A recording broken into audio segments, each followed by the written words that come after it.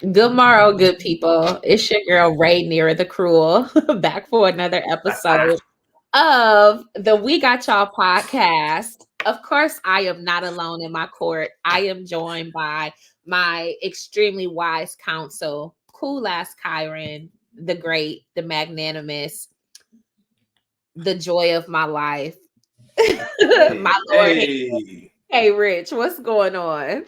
hey, I serve my queen proudly. What's going on? Sir Kyron, second of his name, Sir Kyron, back here second. again. I love Rhaenyra the cruel. Um, Rachel is not cruel at all, y'all, but the public perception, it's hilarious. It's hilarious. It is hilarious. I love it.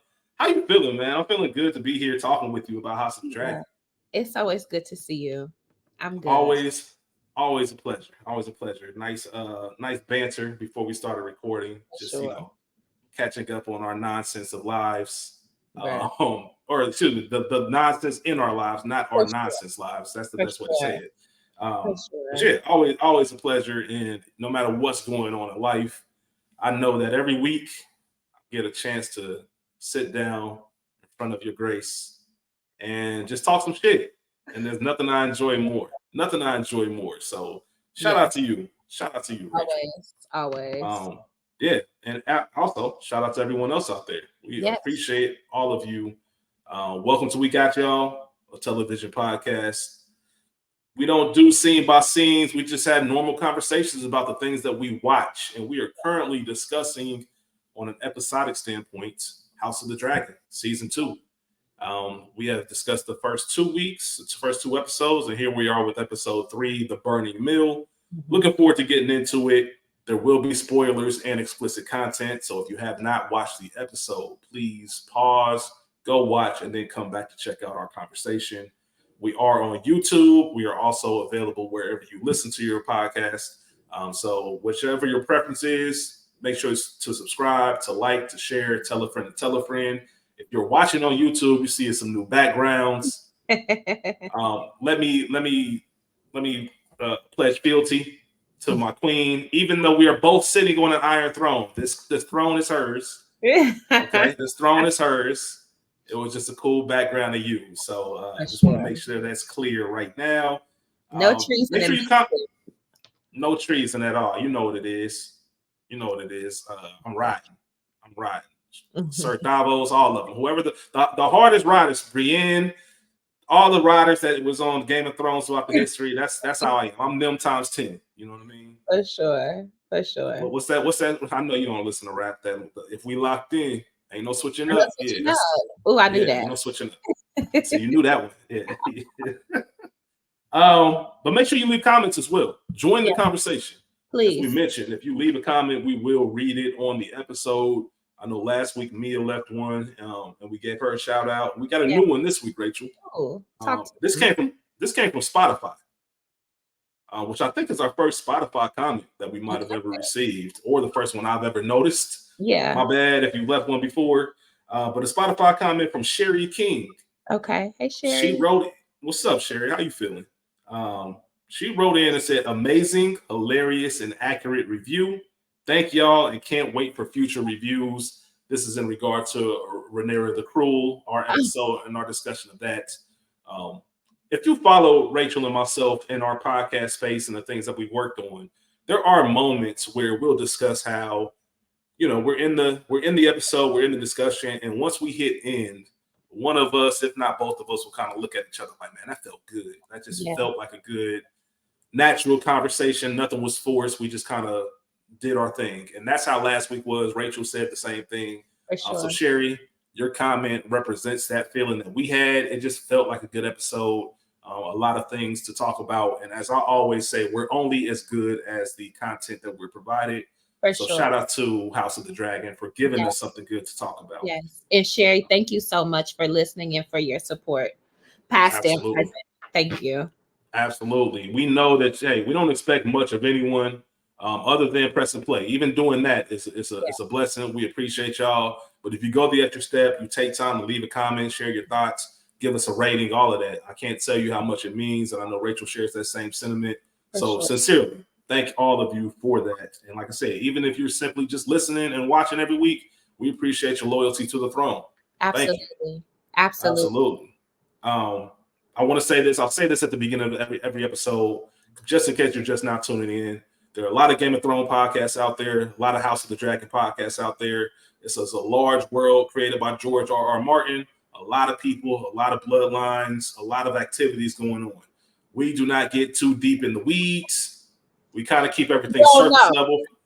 Yeah. We don't know all that. We do some research and we tell y'all what we do know based on the episode, but we don't get too deep into, hey, this character, this is who bloodline they belong to, all of that. Just we're gonna keep it to the show. So if you are a novice when it comes to this world, I think we will fit you. And if you just like real conversation about some real shit, you're in the right place. For sure. So, and I'll add this: if you know some shit or can provide some filler info to whatever it is that our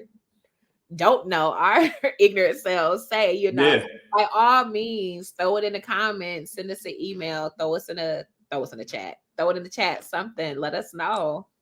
Listen, we got y'all looking for squires. For sure. We're looking for squires that can give us information. What was it that Sam was? What was his? It wasn't a Lord Maker. I don't even know. See, that's why we don't get too deep in the woods. See, that's why we don't get too deep. Y'all heard me struggling with names that first episode. Y'all heard me. Yeah.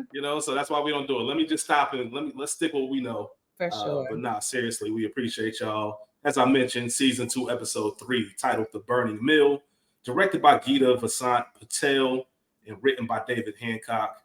Obviously, this series is based on the book Fire and Blood by George R.R. Martin, and it is currently streaming on Max. New episodes released every Sunday at 9 p.m. Eastern Time. The synopsis of this episode: as ancient grudges resurface, Rhaenys suggests that Alicent may see reason while the men around her seek bloodshed. Sir Criston proposes a bold scheme. Daemon arrives at Harrenhal to raise an army for the Blacks. Rachel? Yeah. We are preparing for the Dance of the Dragons. Mm-hmm. If anybody out there saw the preview for next week, this episode is the calm before the storm. Yes. Next week looks like it's up. Obviously, the title of this episode, The Burning Mill, that is in reference to the opening scene where we have the Battle of the Burning Mill between the Brackens and the Blackwoods, who have beef since forever. Yeah.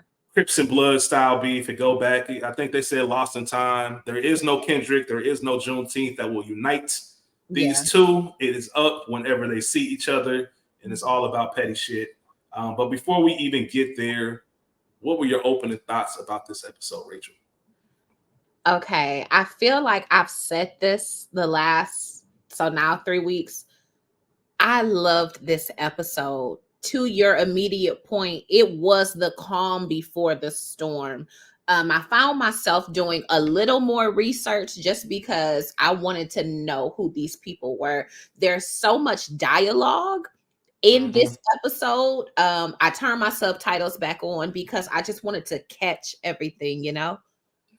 I love this. I love the battle. Shout out to Sir Blackwood. We saw him in season 1.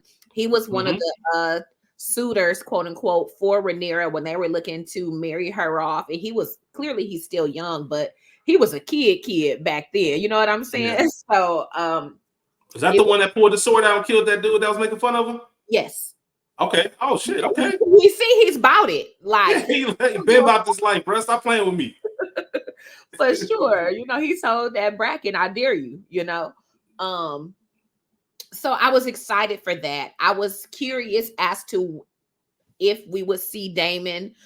So I was glad we got that. Obviously, even though I hate all of those greens, I would need to know what they're up to. So even the background of that, there is a discussion I want to have with you in regards to the greens. Okay. But I'm excited. I've probably watched this episode like 4 times. Okay. And I usually don't watch it that much. Usually you might get 2, maybe 3 out of me, but I've watched this like 4 times and I would not be opposed to watching it again.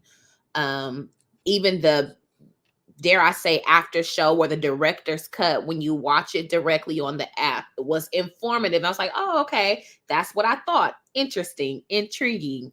I was right, you know. Yeah, yeah. How about you? Same. I said it last week. I am a fan of smart television. Mm-hmm. It does. I don't need a fight. I don't need a battle every episode. I just need good, smart writing and tremendous Yeah. acting.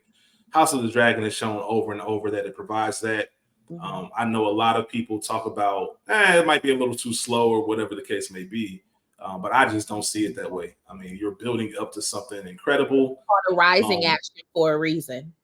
yeah, exactly. It's rising action.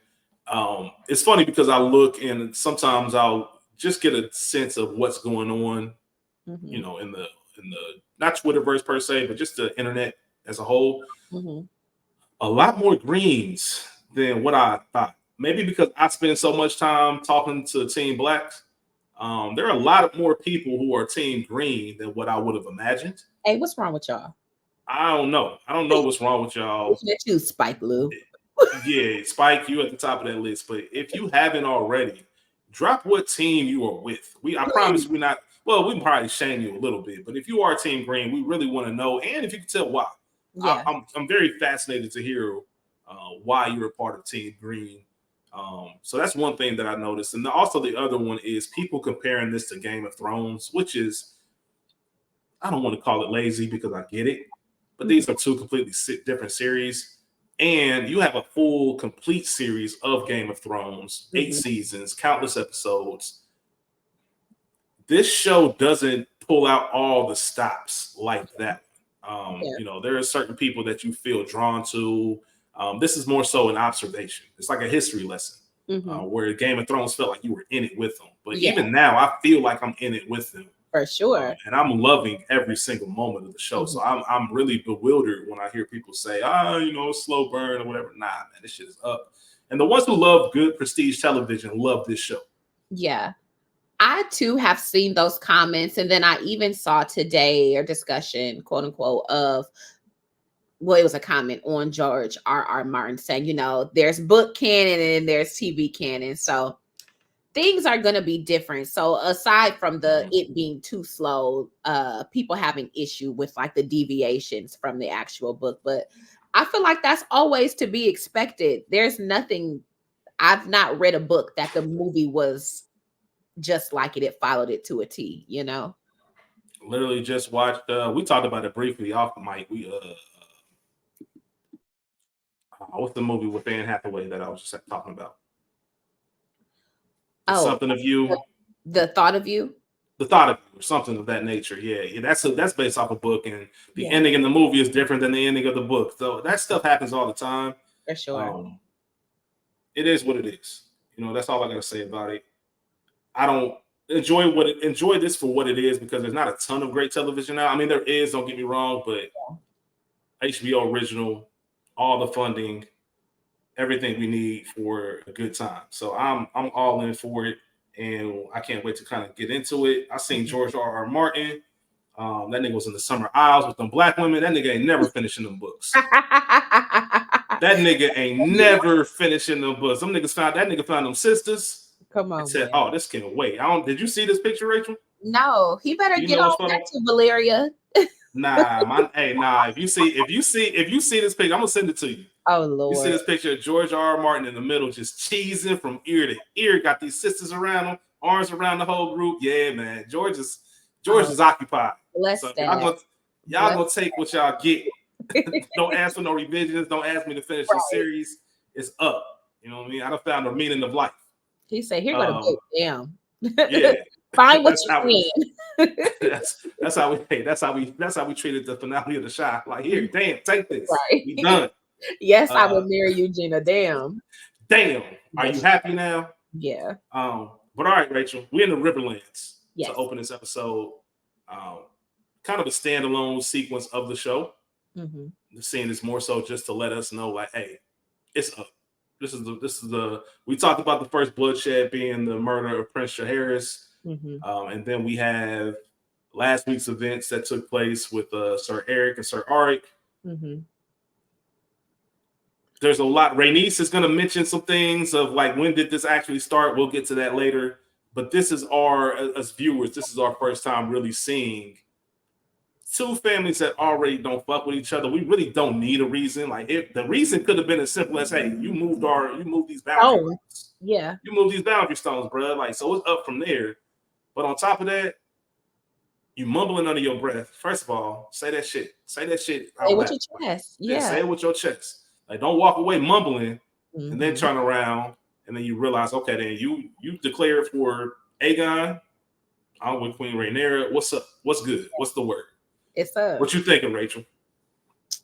I love that. And again, having very little historical knowledge, I was like, oh, this is crazy, especially when it cuts to the field of dead bodies. You know, I will again shout out to Sir Blackwood, who is all about Team Black. And again, I don't know if the realm does not know, but and I know press is everything. They did the media tour escorting Prince Jaehaerys throughout, the realm, or at least King's Landing with that sewn on head.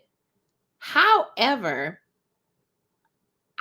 knowing the integrity that Rhaenyra has, I know that she did not, I don't want to say make a fuss, but super publicize the death of um Lucerys. Howsoever, everybody calling Rhaenyra the kinslayer when, damn it, Aemon One-Eye Targaryen started the shit. Okay, like, that's the first kinslayer. So if it's good for the goose, it got to be good for the gander. But I just know that the public does not know that. And not Aemon, and Otto was so smart to do what he did to sway public opinion, because the reality is, other than patriarchy of it all, which, hello, is whatever So sense prevalent. it is, AC, Yeah, yeah.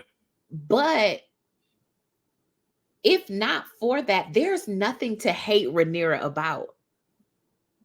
No. There's Nothing. nothing to speak. You call her a whore. Yeah, she married now to her uncle, but she Yeah. married. So Yeah, man. don't Yeah. call her that. If the first three is bastards, these last three is damn sure Targaryens. You got Baela and Rhaena, the Valerian. I mean, they Targaryens too, technically, because Daemon is their father, but Valerian blood, like, I've legitimized myself, other than being the rightful heir to this throne for my whole life, or at least since I was 14-ish. There's nothing to talk about Rhaenyra for, other than now you're a kinslayer. Thanks, Daemon. But I don't know, man. Fuck them greens. Everybody who declares for them. Oh, fuck the green, straight up. Everything you just said is spot on, and a lot of it is going to be addressed in one way or another this episode. Yeah. Very subtle ways, some not so subtle, Mhm. but everything you just mentioned, as far as where we are, is going to be addressed. Lies don't care who tell them, Rachel. Yeah, not at all. And that is the biggest lesson that you can learn from the realm in present day. Lies don't care who tell them. Mhm. Once it's out there, and we got to fight on that. And that will also be addressed. I even made mention of it last week, and I'm going to bring it up again this week. But let's go. So last week we kind of bounced around from locations, right? We were in the Riverlands, we were in Dragonstone. This week, let's bounce around between Team Green and Team Black. Okay. I feel like last week was definitely a more Team Green centric episode, because you're dealing with the effects of the murder. Very green heavy. I feel like this week is more black heavy. Maybe not as much as last week in regard to the balance, but there's definitely more Team Black than it is Team Green For as sure. far as the preparation. And it's really, as we mentioned, the episode is really about preparing for war. Yeah. Preparing for war, and can we prevent war? The thing about preventing war is you got to prevent it before it starts. And whether Queen Rhaenyra or Alicent want to believe it, or Rhaenys, no matter if they don't, whether they want to believe it or not, the war has already started. For sure. The battles It's been started. It's been started, So I guess a good place to start would actually be right after that opening, when we have, because this conversation kind of sets the tone Yeah. in my opinion, for the episode. We have Sir Eric and Sir Art being buried together. Mm-hmm.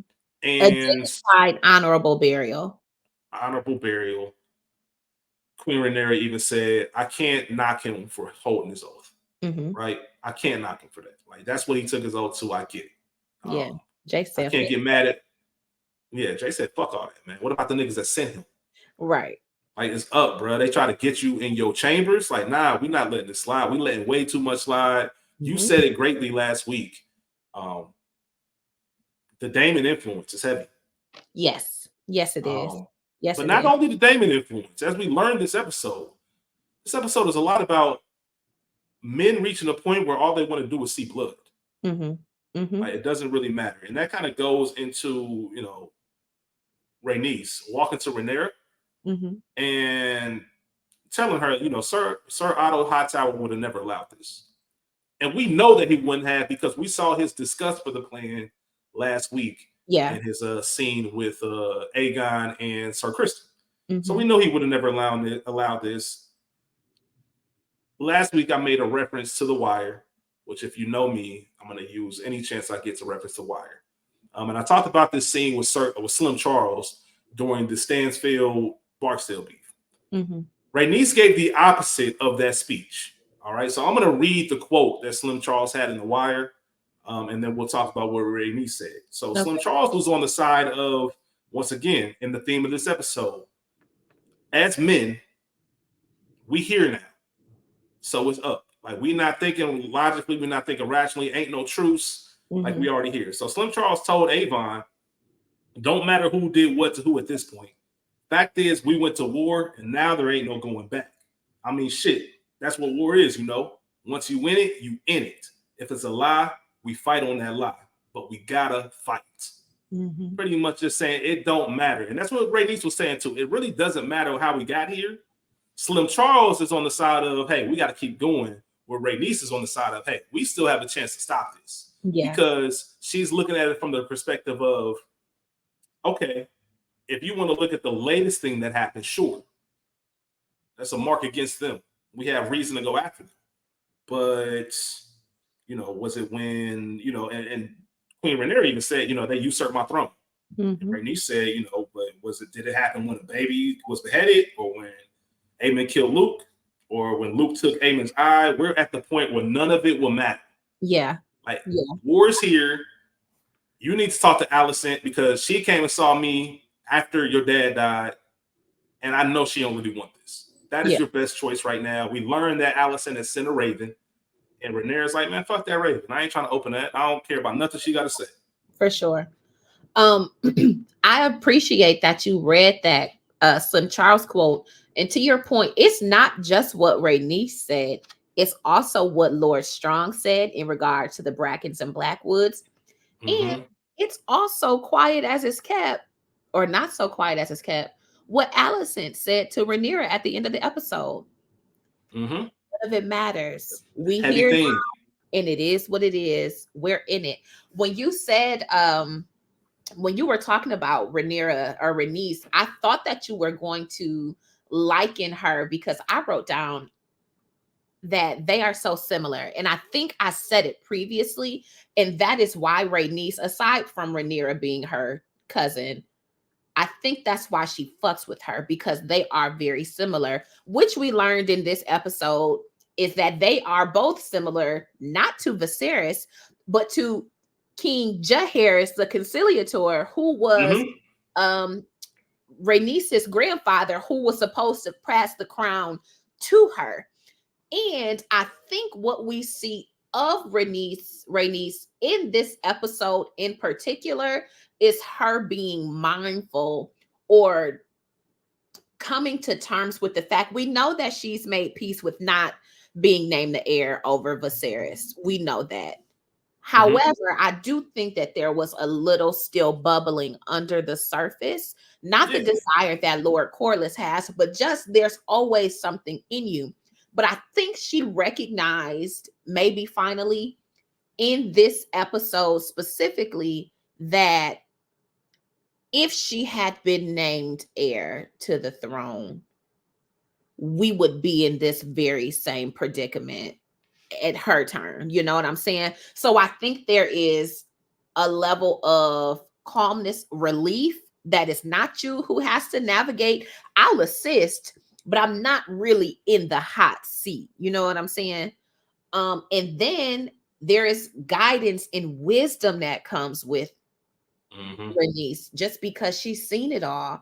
She's Seen it seen all. war. She's done it. She's gone through these different changes of the guard, essentially, all of obviously in her own house. But that's where I thought you were going to go with Rhaenys in that discussion. But I like where you went regardless. I didn't take it there because I knew you was going to take it there. I was going to mention Jaharis, the conciliator, excuse me.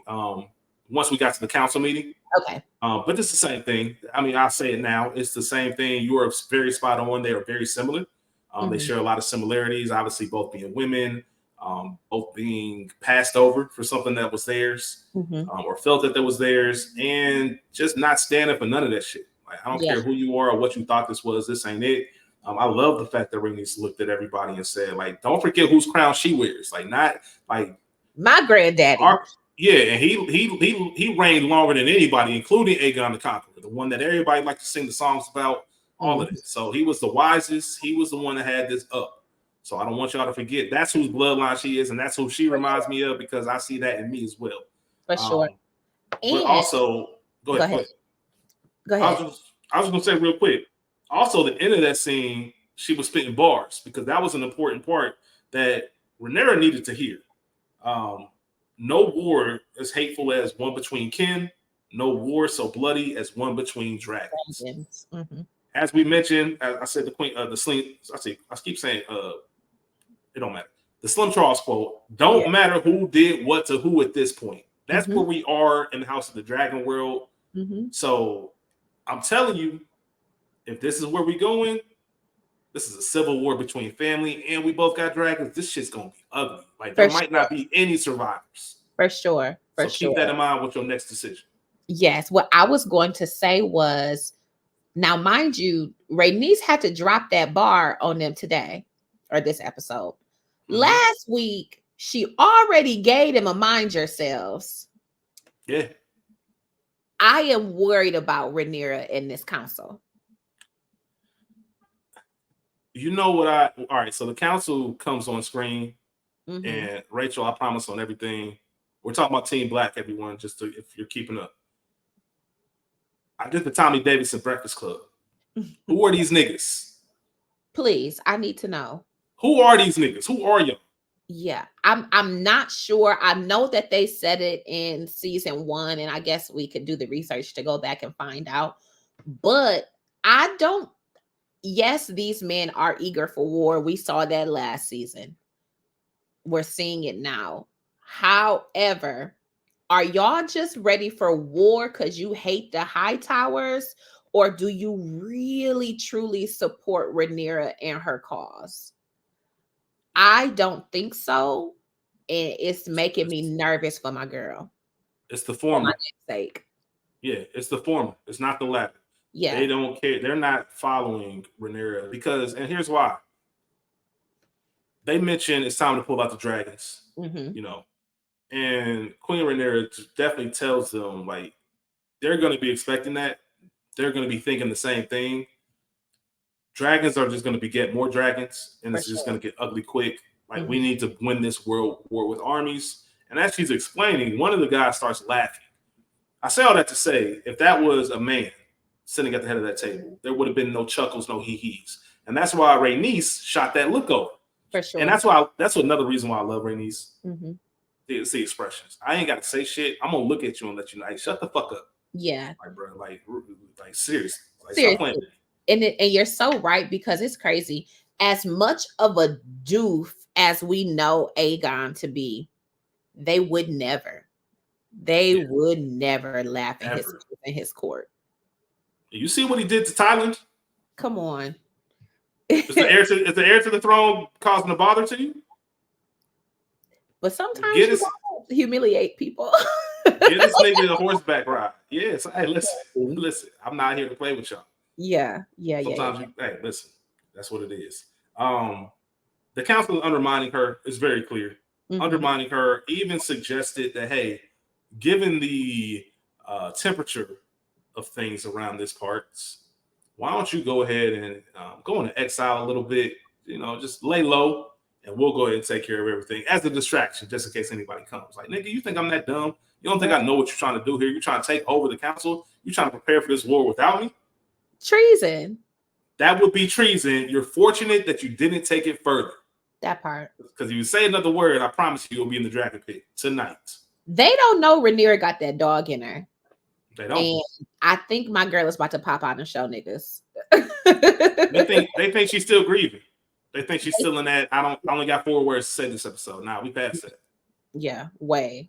Yeah, we passed that. And then that's the same scene where we talk about Jaehaerys, the conciliator. Mm-hmm. He was the one. That's the crown she wears.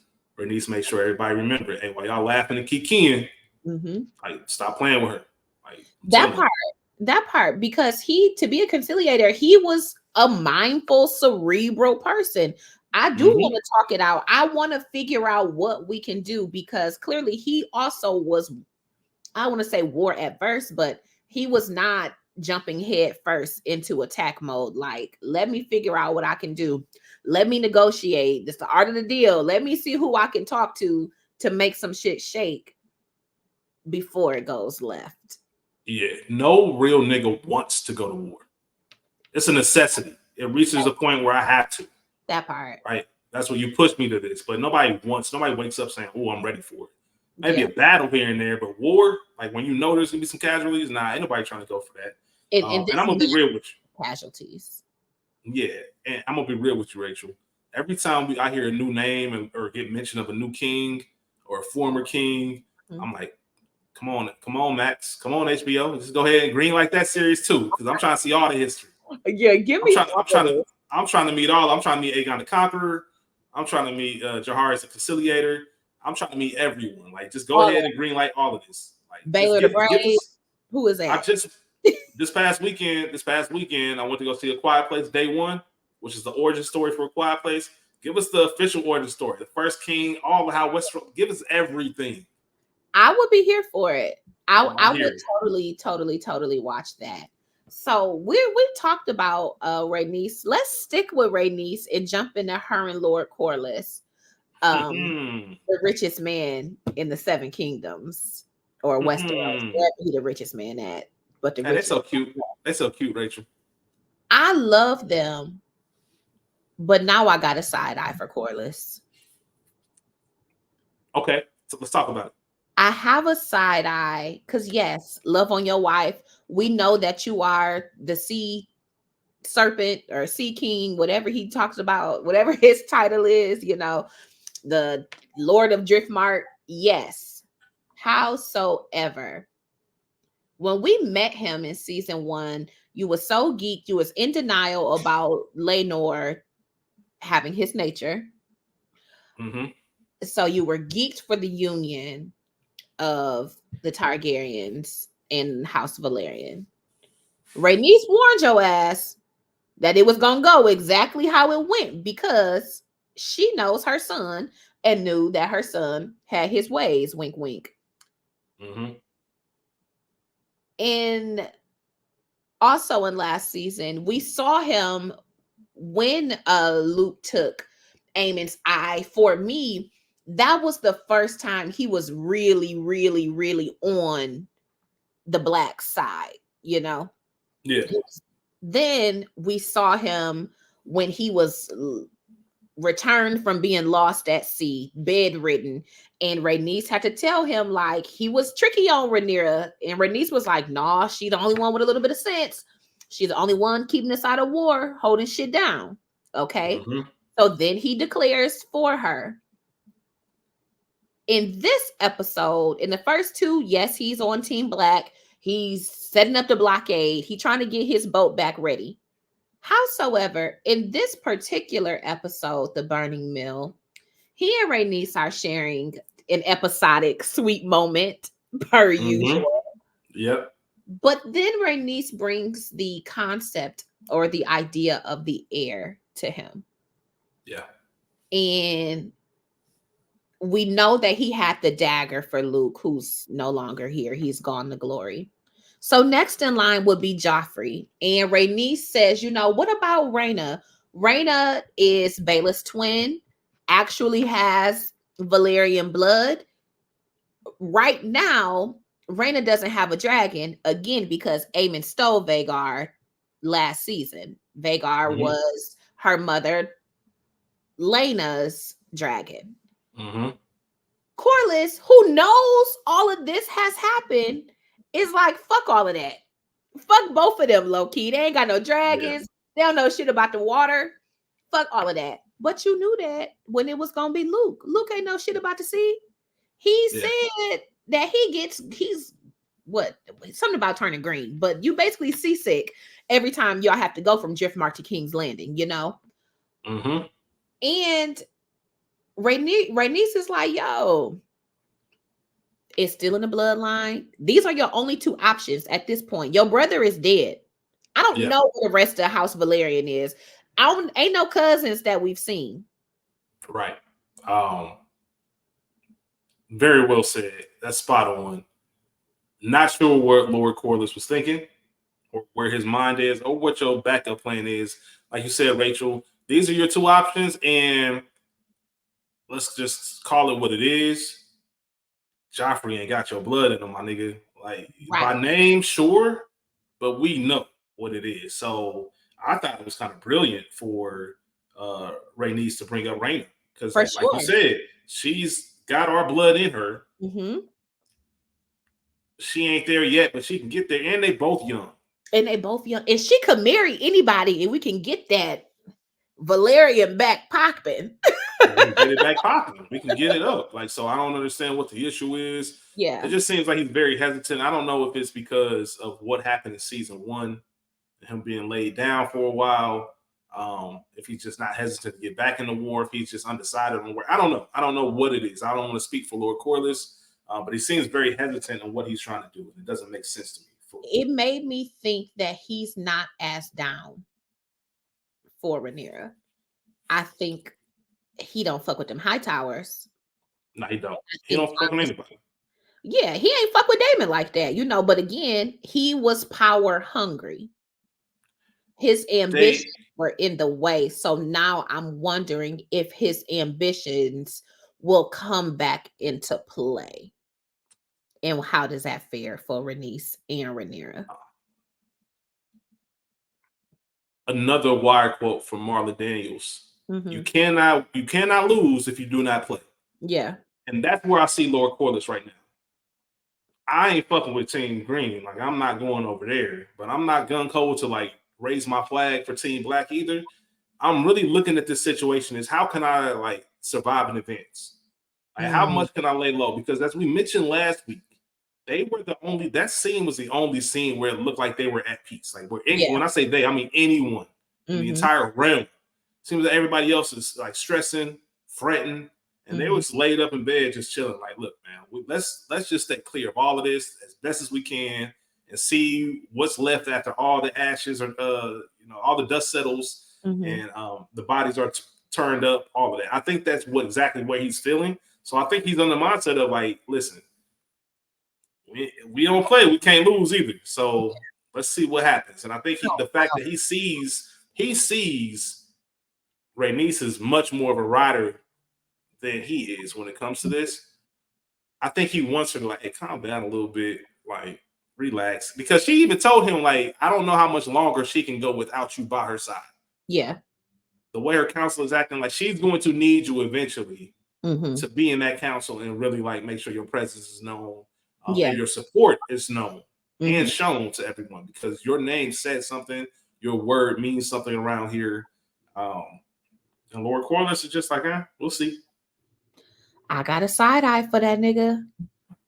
Mark, this is episode 3. Burning Hill.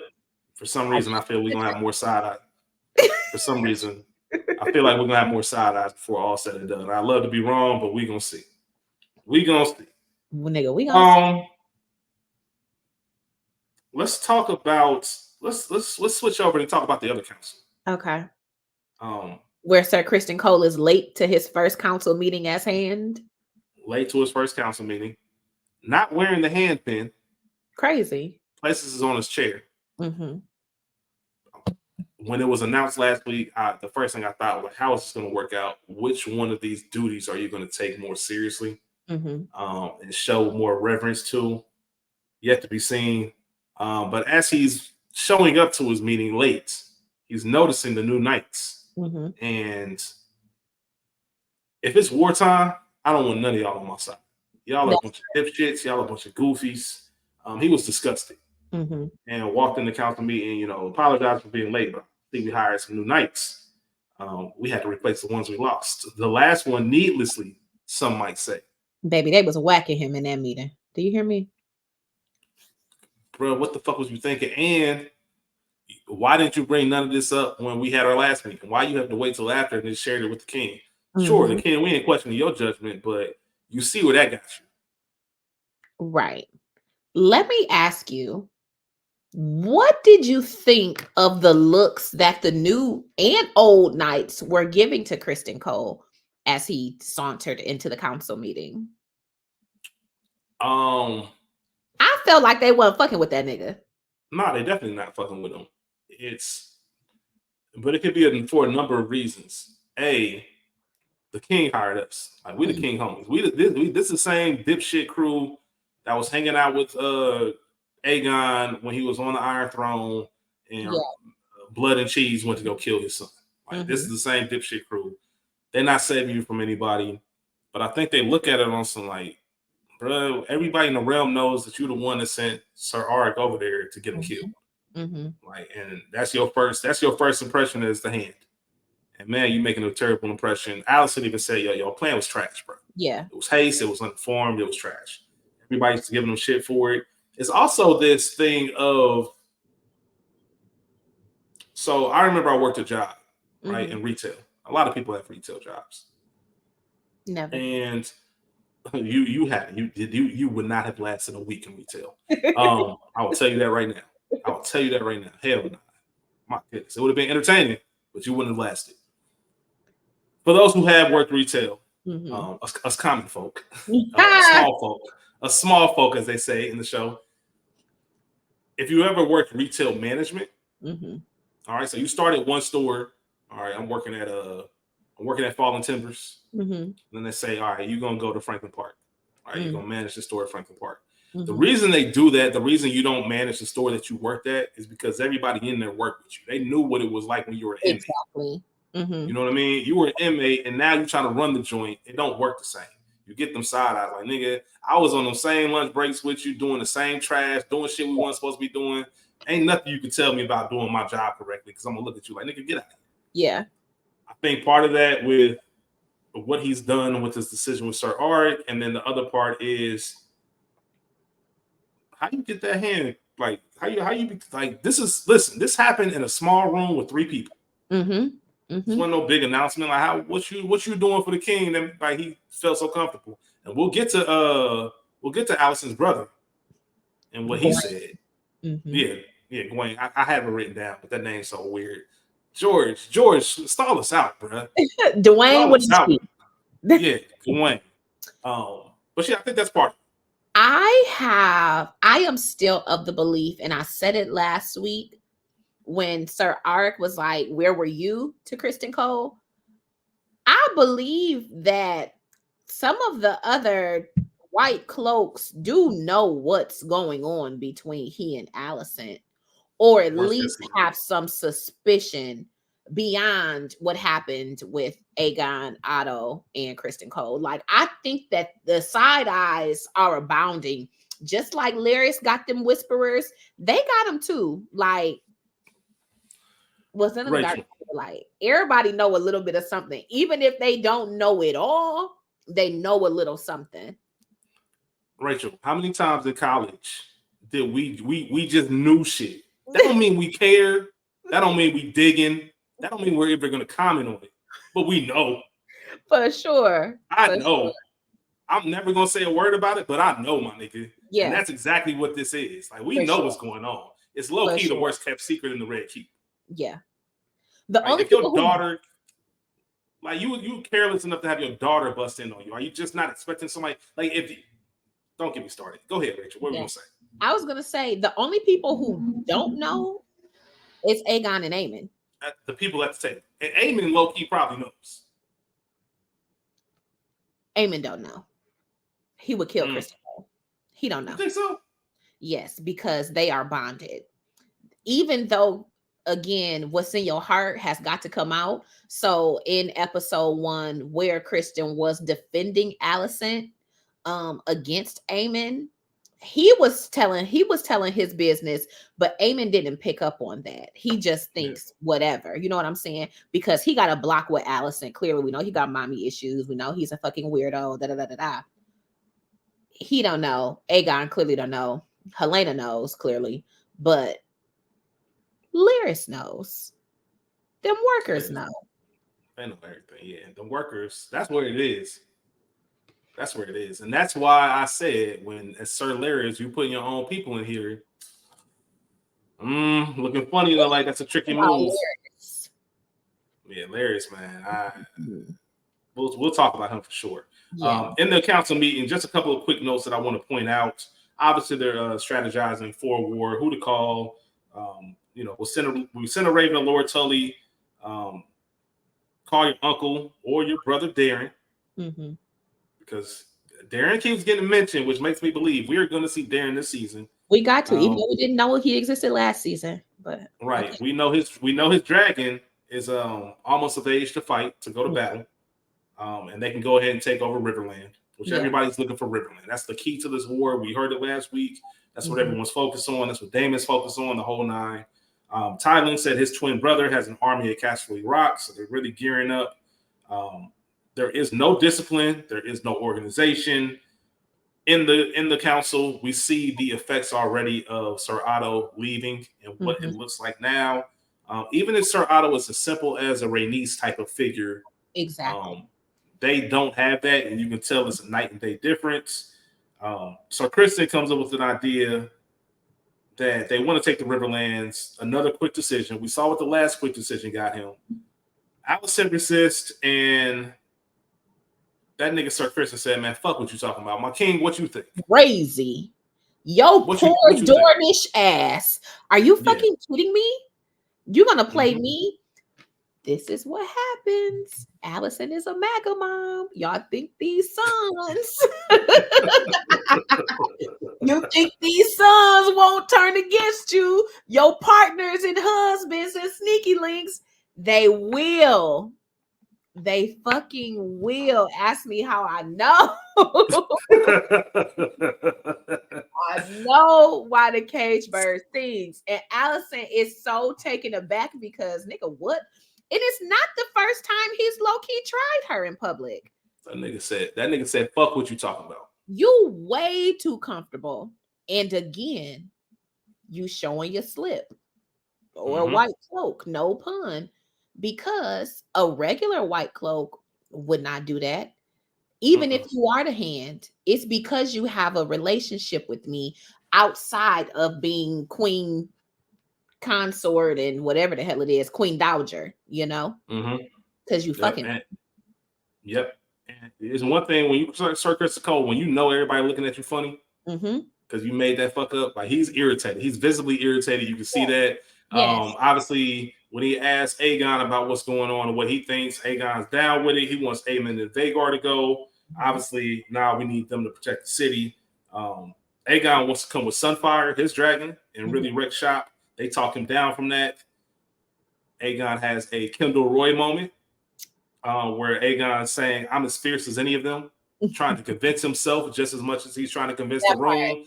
That part very much reminded me of Kendall Roy screaming out, I'm the eldest boy. Yeah. At the end of Succession. And one of them, I forget who it was, when he said, I'm as fierce as any of them, that nigga sitting to his left grabbed his cup and just drank. Like, nigga, get the fuck out of here. Man. Stop playing me. Yeah, bitch. And then there's one other fact or one other key Easter egg in that scene. Okay. Did you see the dagger that Aegon was playing with? It wasn't Corlys's dagger. It wasn't Corlys's dagger. It's the other dagger. It's the Game of Thrones dagger. It's the dagger that killed the Night King. It's the dagger that Littlefinger had commissioned to have Bran taken out with. Oh, that dagger is the dagger in this episode. I did. 150 years, however long prior. Yep. We had a couple Game of Thrones Easter eggs in this episode. No pun intended when I say egg, because we will talk about that later. Yeah. But Oh, I did yes. not know that. I did not know that. Also, I have a theory. I haven't. You be on Reddit. Is Aemond the Night King? I don't know. I haven't really thought into that, but I'm not. The fact that you said that and I wasn't like perplexed lets you know everything that needs to be said there. He could. He definitely looks like the Night King. That eye. Them blue eyes. I'm gonna dig into that. I'm gonna dig into that since you said it.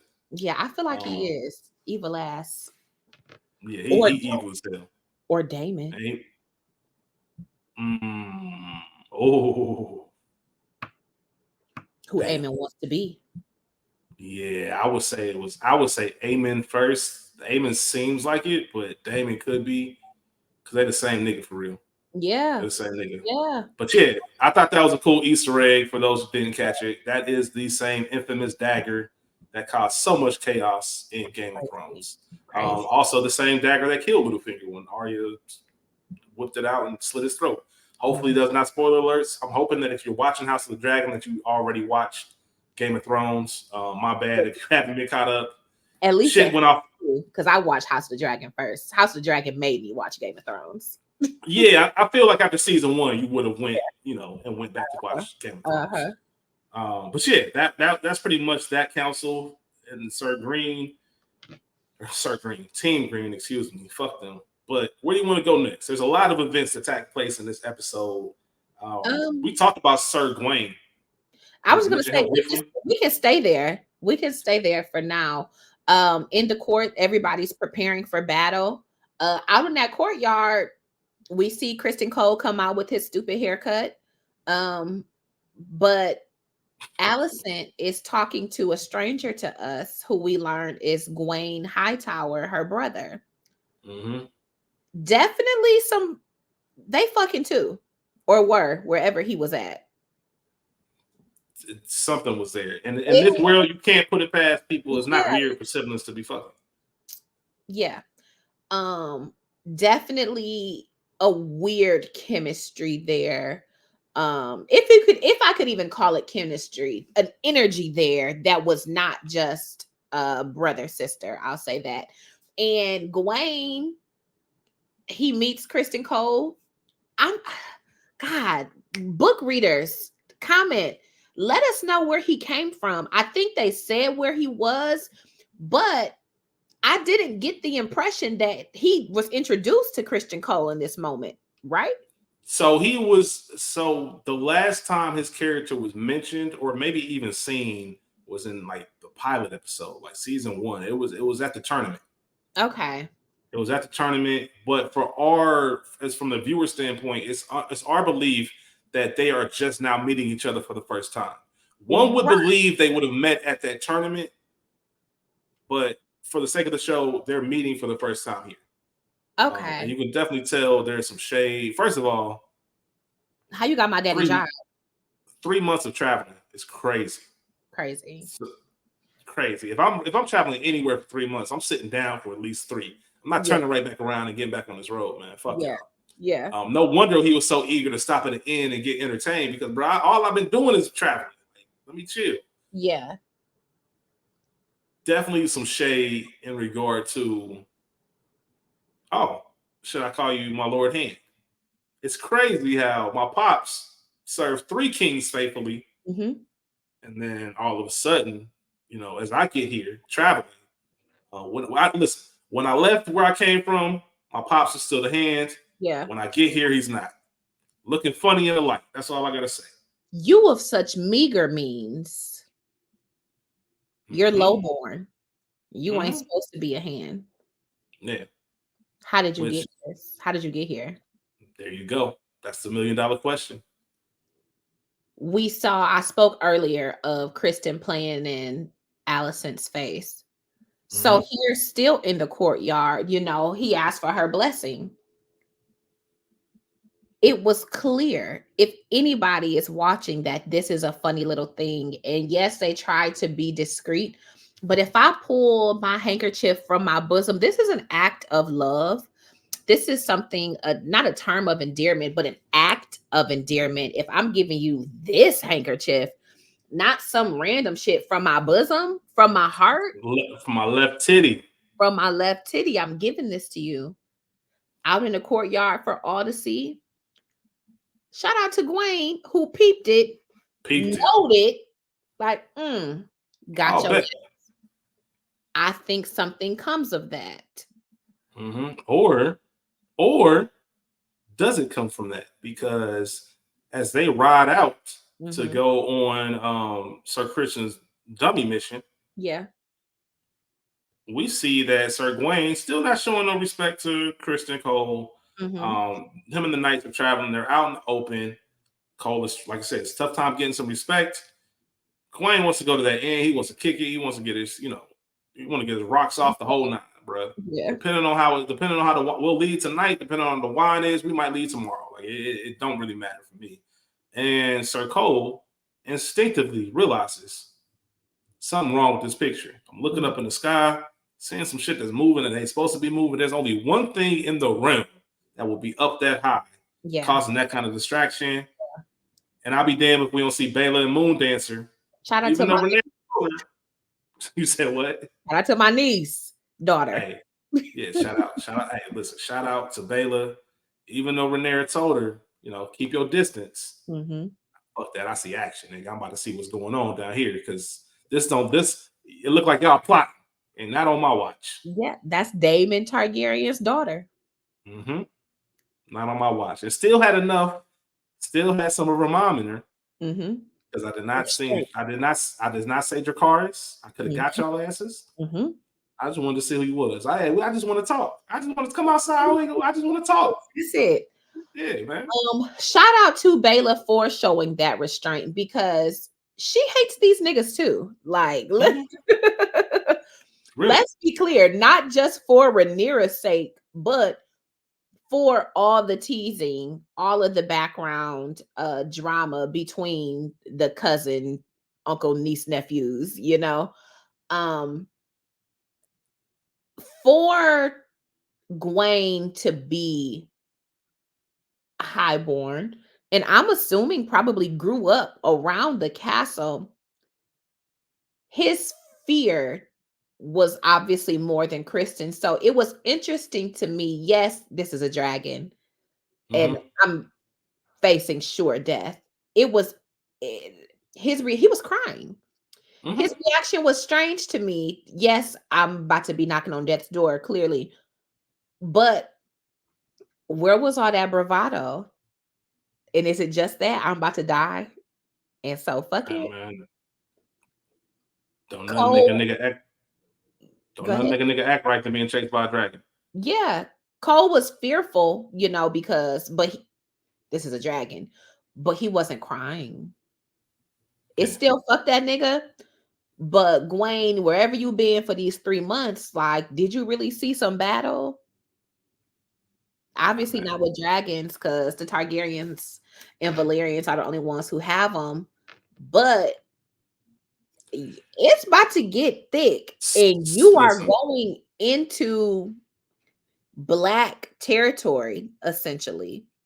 What do you think you're gonna come up against? Hey, this nigga Cole, Sir Cole looked at Gwen and said, "Nigga, you ain't live it. You witness it from your folks' pad. You scribbled in your notepad and created your life.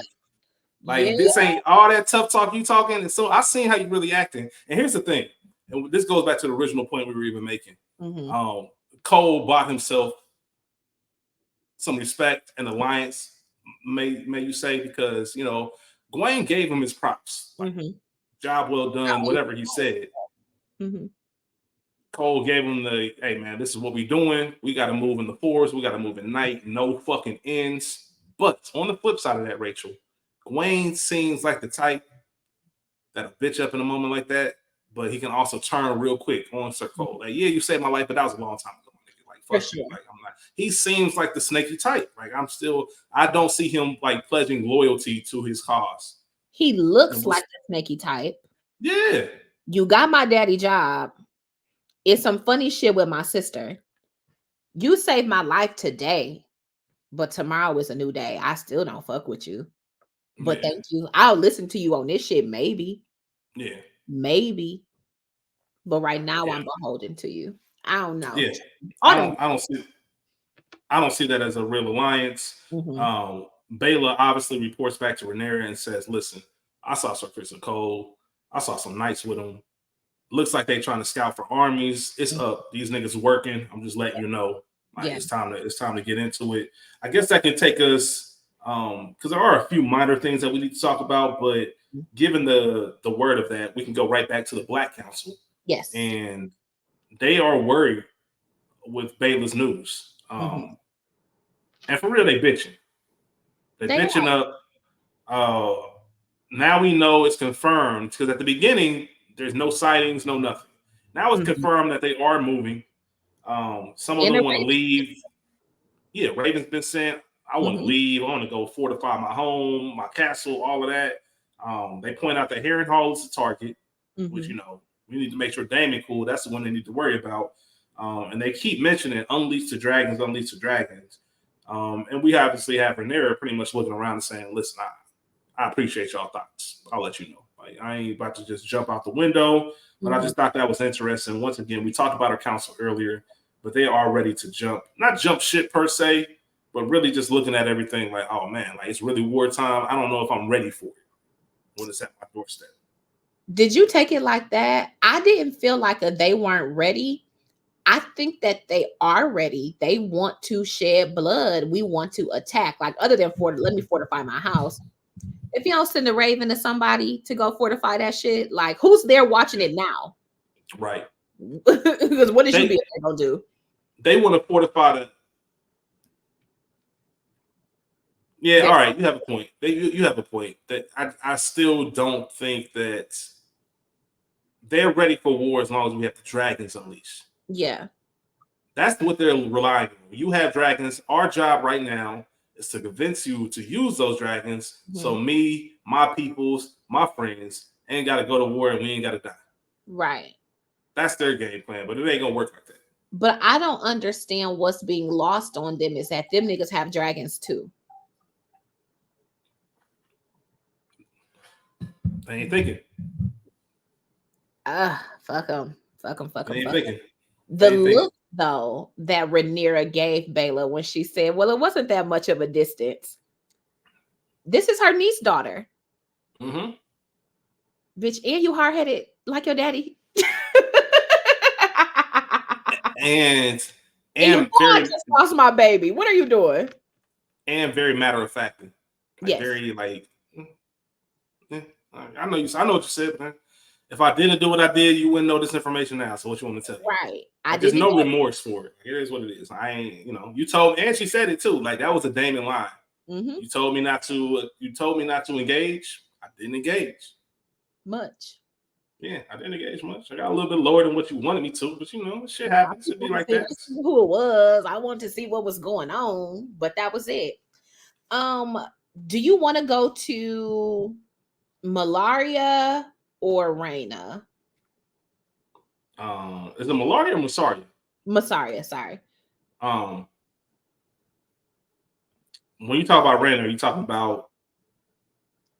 Let's talk about both of them. Let's start with Rhaena, and then we'll talk about Mysaria. Okay. Go ahead. We know I've talked about it in the preamble to this show that Rhaena doesn't have a dragon, or at least in my discussion of Corlys. Foreshadowing. Foreshadowing. Rhaenyra asks Rhaena, or tells her, that she wants her to go and take the children and be the mother to them that I cannot.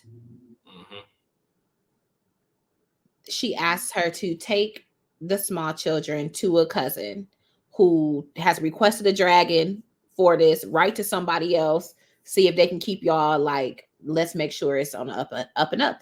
And Rhaena is very clearly irritated. She also is her daddy daughter, you know. I felt bad for her, and we talked about it. Aemond stole her dragon. All they have are baby dragons and eggs that are free, quote unquote. There's not anything for Rhaena to do. And I asked if you wanted to talk about her and Mysaria, because Mysaria, I don't want to say finds Sea Smoke, who is Rhaenyra's dragon. She points out that Sea Smoke is growing restless. Yes. Message. And lonely. Per Mysaria. Maybe he's lonely.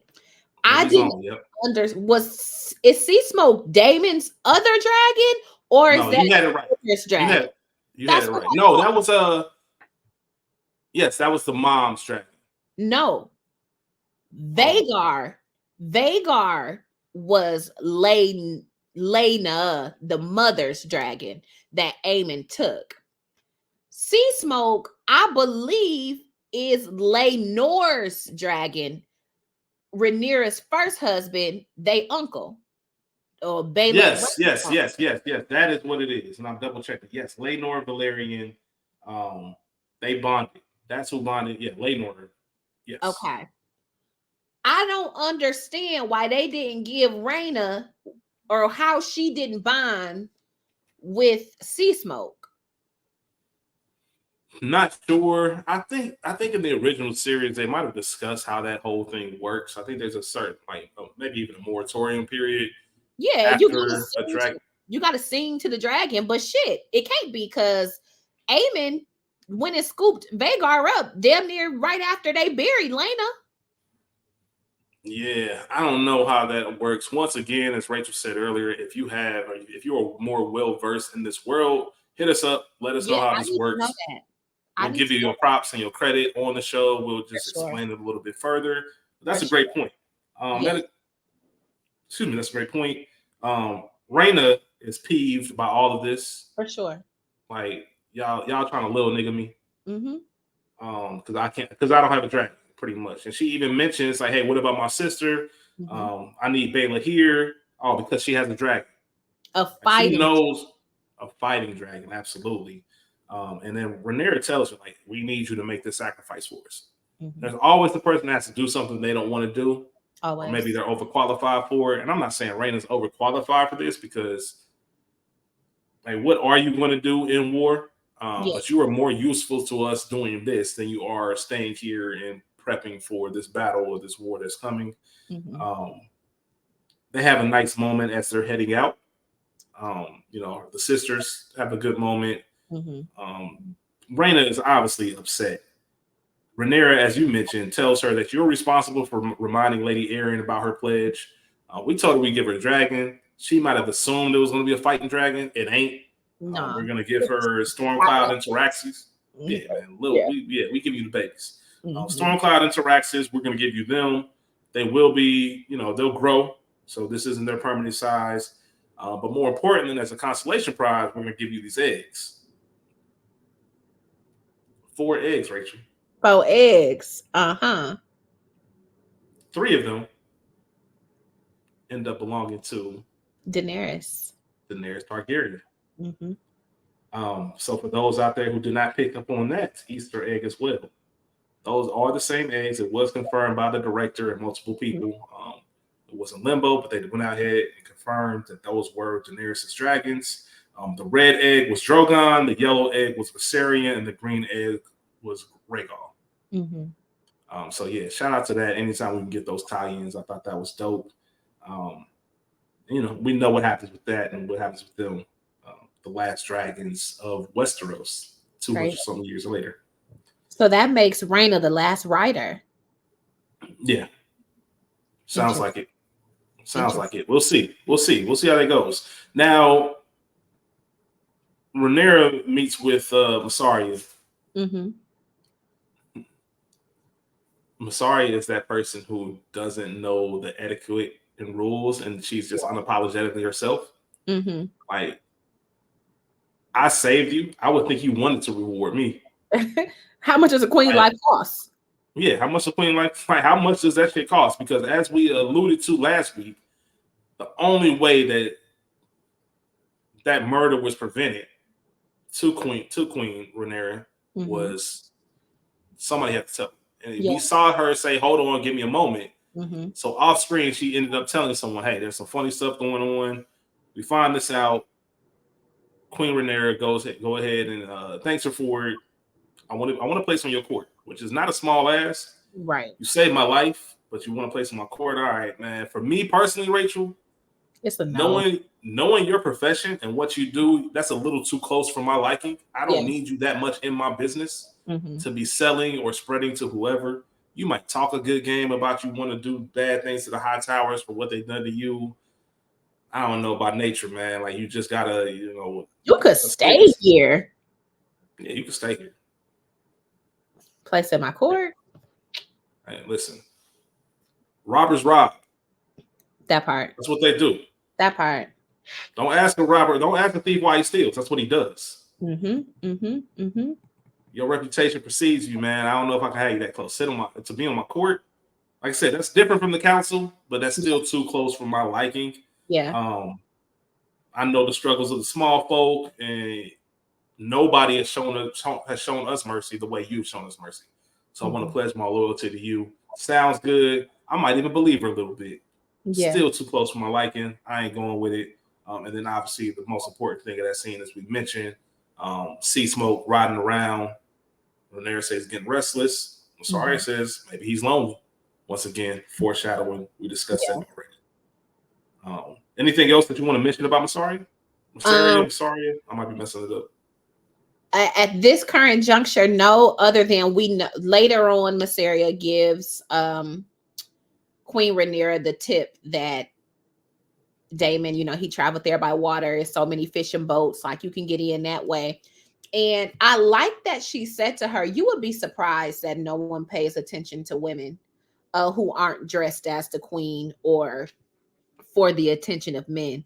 And she's so right, because they ain't pay her no attention dressed as a scepter, which is crazy though, because I feel like Rhaenyra Emma Darcy, that face is so recognizable, like it's stamped. So y'all ain't paying no attention to the scepter women, and I guess not, interesting. So shout out to that. I won't get into Rhaenyra going to the castle just yet, because there's so much that happens in between there. Yeah, absolutely. So let's go ahead. I'm looking at what else we have to talk on the episode. Let's go ahead and talk about Daemon. We haven't really given much time to Daemon. Daemon takes his dragon. He's at Harrenhal. Which is what an entrance. Dilapidated. Fucked up. If you don't remember, Harrenhal was destroyed in the fire by Sir Larys when he killed his family. Daemon arrives, like I said, with the dragon. If you want to take over a castle, that's the way to do it. That's how you do it. That's how you do it. Did it. I love how he went in there and said, "I'm claiming Harrenhal," and my nigga said, "Apparently so." Apparently so. It reminded me of Strong. Go ahead. No, I just said shout out to Simon Strong. Yeah, shout out to Simon Strong. Our first appearance with him. It reminded me of Don't Be a Menace, but Menace to Society. In the opening scenes when Samuel Jackson is talking to somebody about owing him money, ends up shooting him dead.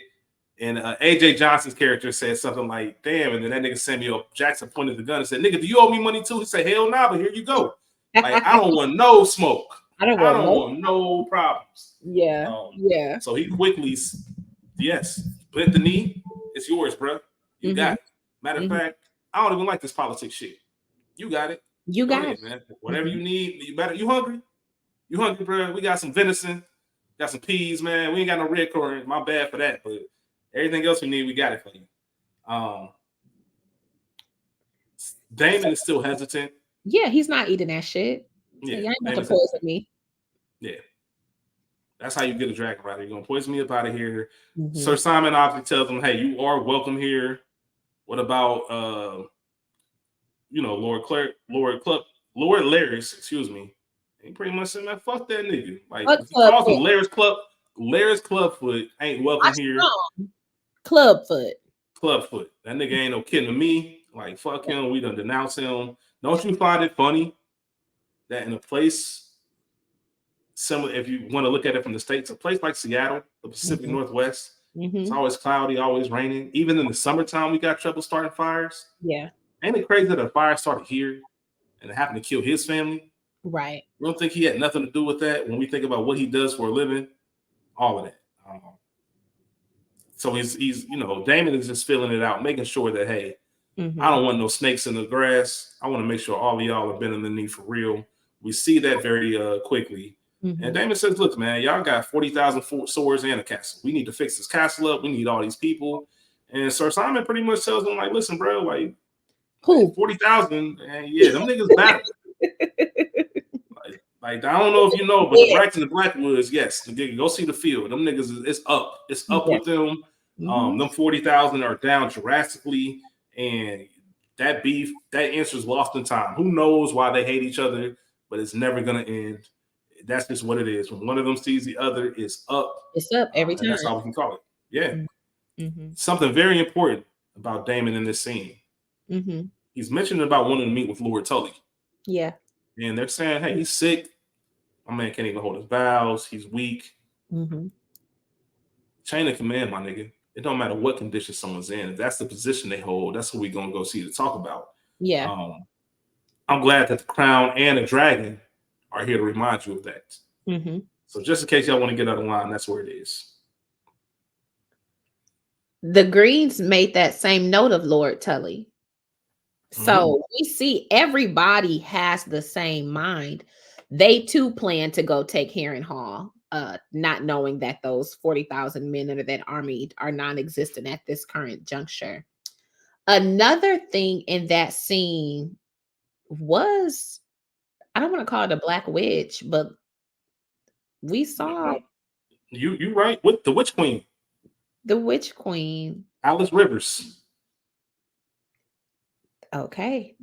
I didn't know her name. So that is Alice Rivers. She Red Witch. Yeah, so she is a bastard of House Strong. Okay. She's a wet nurse at Harrenhal. So currently. There's somebody that she ends up sharing a bed with. I will not disclose that information right now. I'll save that for the viewers. I'm just going to leave it there. There's somebody that she ends up sharing a bed with. And her power is that she sees visions. Not like Bran Stark, not like the Raven or anything like that, but she does see visions of the future. She was considered a witch queen by a lot of people, and she obviously looks younger for her years. I forget, was it the Red Witch? Whoever it was in Game of Thrones that just was really an older woman, but she took on the form of a young lady. Kind of similar to that. And this person that she shared a bed with would often say that she could see visions in like storm clouds, pools of water, and flames. Like if you put those around her, she can see visions of the future. You see it's stormy outside, it's dark. When she sees Daemon, it says, "You are going to die here." Yeah. Keep an eye on Alice Rivers, important character. That's all I'll say right now. She fucked somebody after this? Yeah. We haven't seen it. That's why I'm not saying who it is. It's a green if it ain't Daemon. So if it ain't Daemon, wink, wink. We know how him and his dick do. But I will say it's not Daemon, so let's go ahead and go into other things. Okay. So let's go ahead, and you were right on one part of it. Okay. So it's one of them other ones. Her affiliation does not lie with Daemon. Let's just say it like that. Got it. Okay. It's probably the mommy issue freak, but whatever. Let's just say there's somebody in this episode who was been sleeping with the same woman for a long time and might need you telling us. That's who I just said. I know. Okay. Since you're laying it out, I might as well. Like, if you were wrong, I'd have just been like, all right, cool. Yeah. Okay. She ends up being a bedmate of Aemond. Of course. A fucking course. Yeah. That motherfucker. Anywho. Before we get to even her in the dream with Daemon saying, you know, you're gonna die here, which okay, because I need to know where that here was. I've seen that tree, but I can't remember where it was because it wasn't Harrenhal where they were in that vision where she came to him and said, you're gonna die.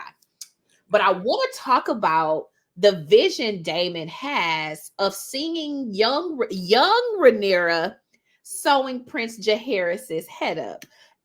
In the after show, the director, she says, you know, young Rhaenyra meant something to Daemon.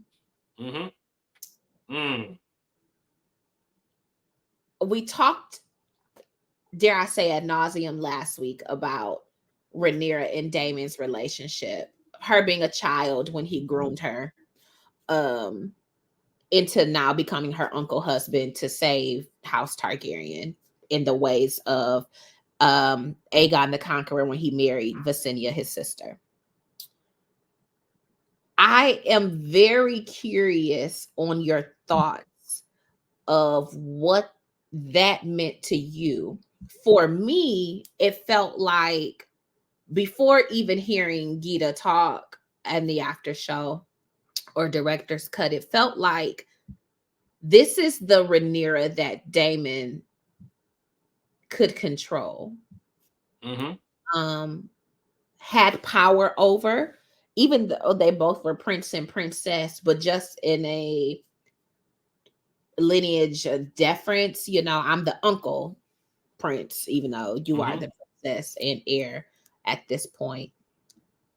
This is the age where Rhaenyra was named heir instead of Daemon. This Rhaenyra, much like grown Rhaenyra, is irritated with this Nick Daemon and he can't take it. So even when I've gone to escape your frustration and your disappointment in me, here it is again. Oh, that fucked me up because he was clearly perturbed by it.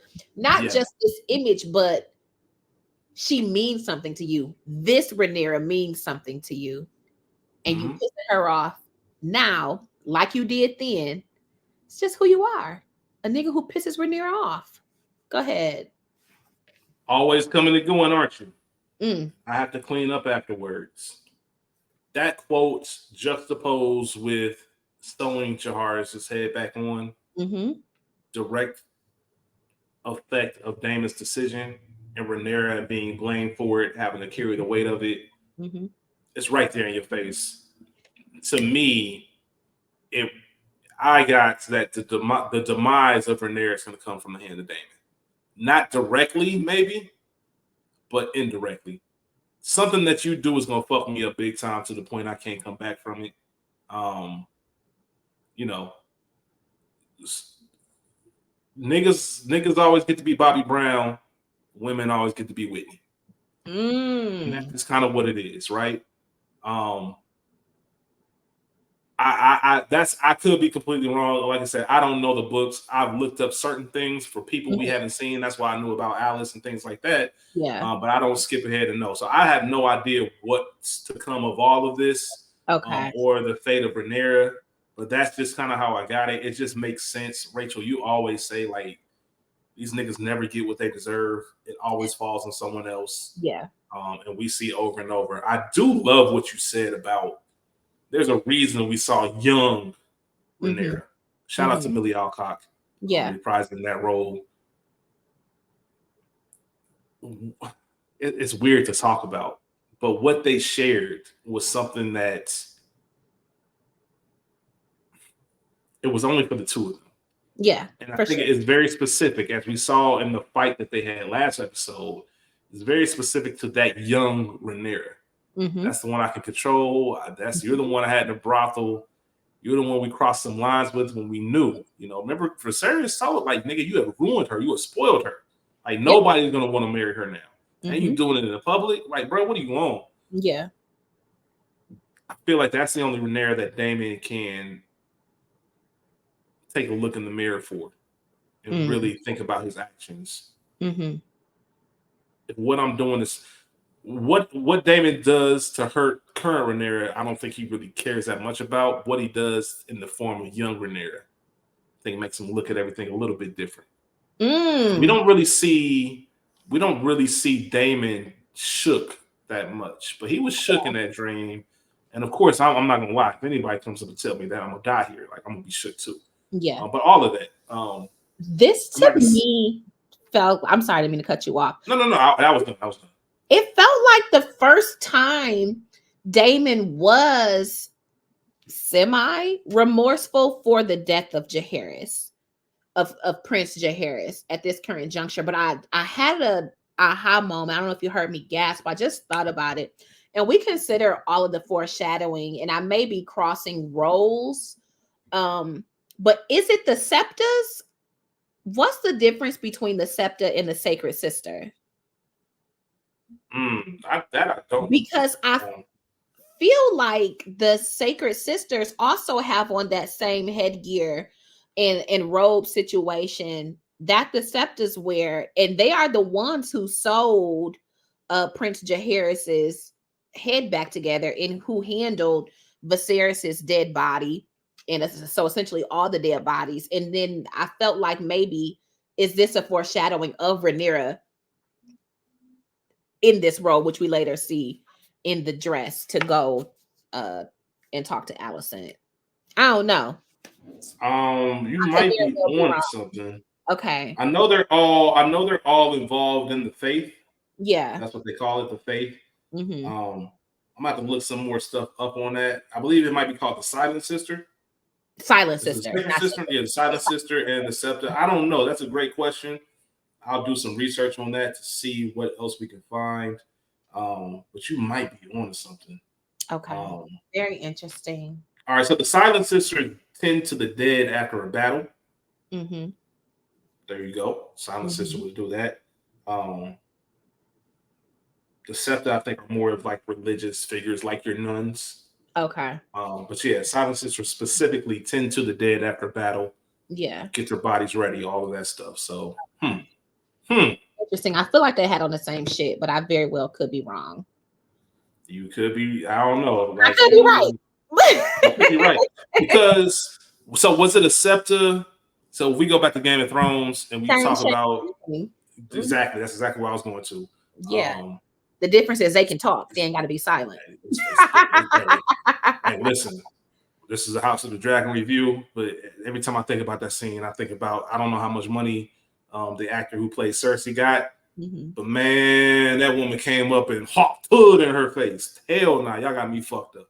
Absolutely not. Absolutely. Nah, y'all better CGI that joint. No, for real. I'm not dedicated to any role that much to where you're gonna have somebody just point blank spit in my face. Yeah. Every time I think about it, I get upset like it was me who got spit on. Like y'all got me fucked up. Either way. That's neither here nor there. Yes. Let's get back to King's Landing, unless you had any more on Daemon. No, let's get back to it. I want to talk about Helaena and Alicent. Yes, that's what's on my list. Let's go. Let's get it. Helaena or Alicent, let's start there. She is talking incessantly, per usual, to Helaena. And Helaena is talking of her thoughts of grief and feeling like maybe we don't deserve it. You know, the common born, maybe they feel like we're no more entitled to grief than they are, and they lose their children. And everything, the reality is everything Helaena is saying is right. But yes, death comes for everybody. The stranger let Alicent tell it, so that must be the enemy, but they come to steal, kill, and destroy. Amen. But grief is for everybody. Nobody is above it. You can't outrun it. There's no amount of money that shields you from it. It doesn't matter. So I did like that Alicent, and the one time we see her have some motherly words for any of her children, this was it. Did it bother you that it took so long to have those motherly words? Yes and no, because we know who Alicent is. I feel bad for Helaena because she needed that prior to. I don't did she need it? Yes. I don't know if she accepted it though. Her and Alicent's relationship is forever changed, even though she forgives her. This might be a hot take, controversial take. Okay.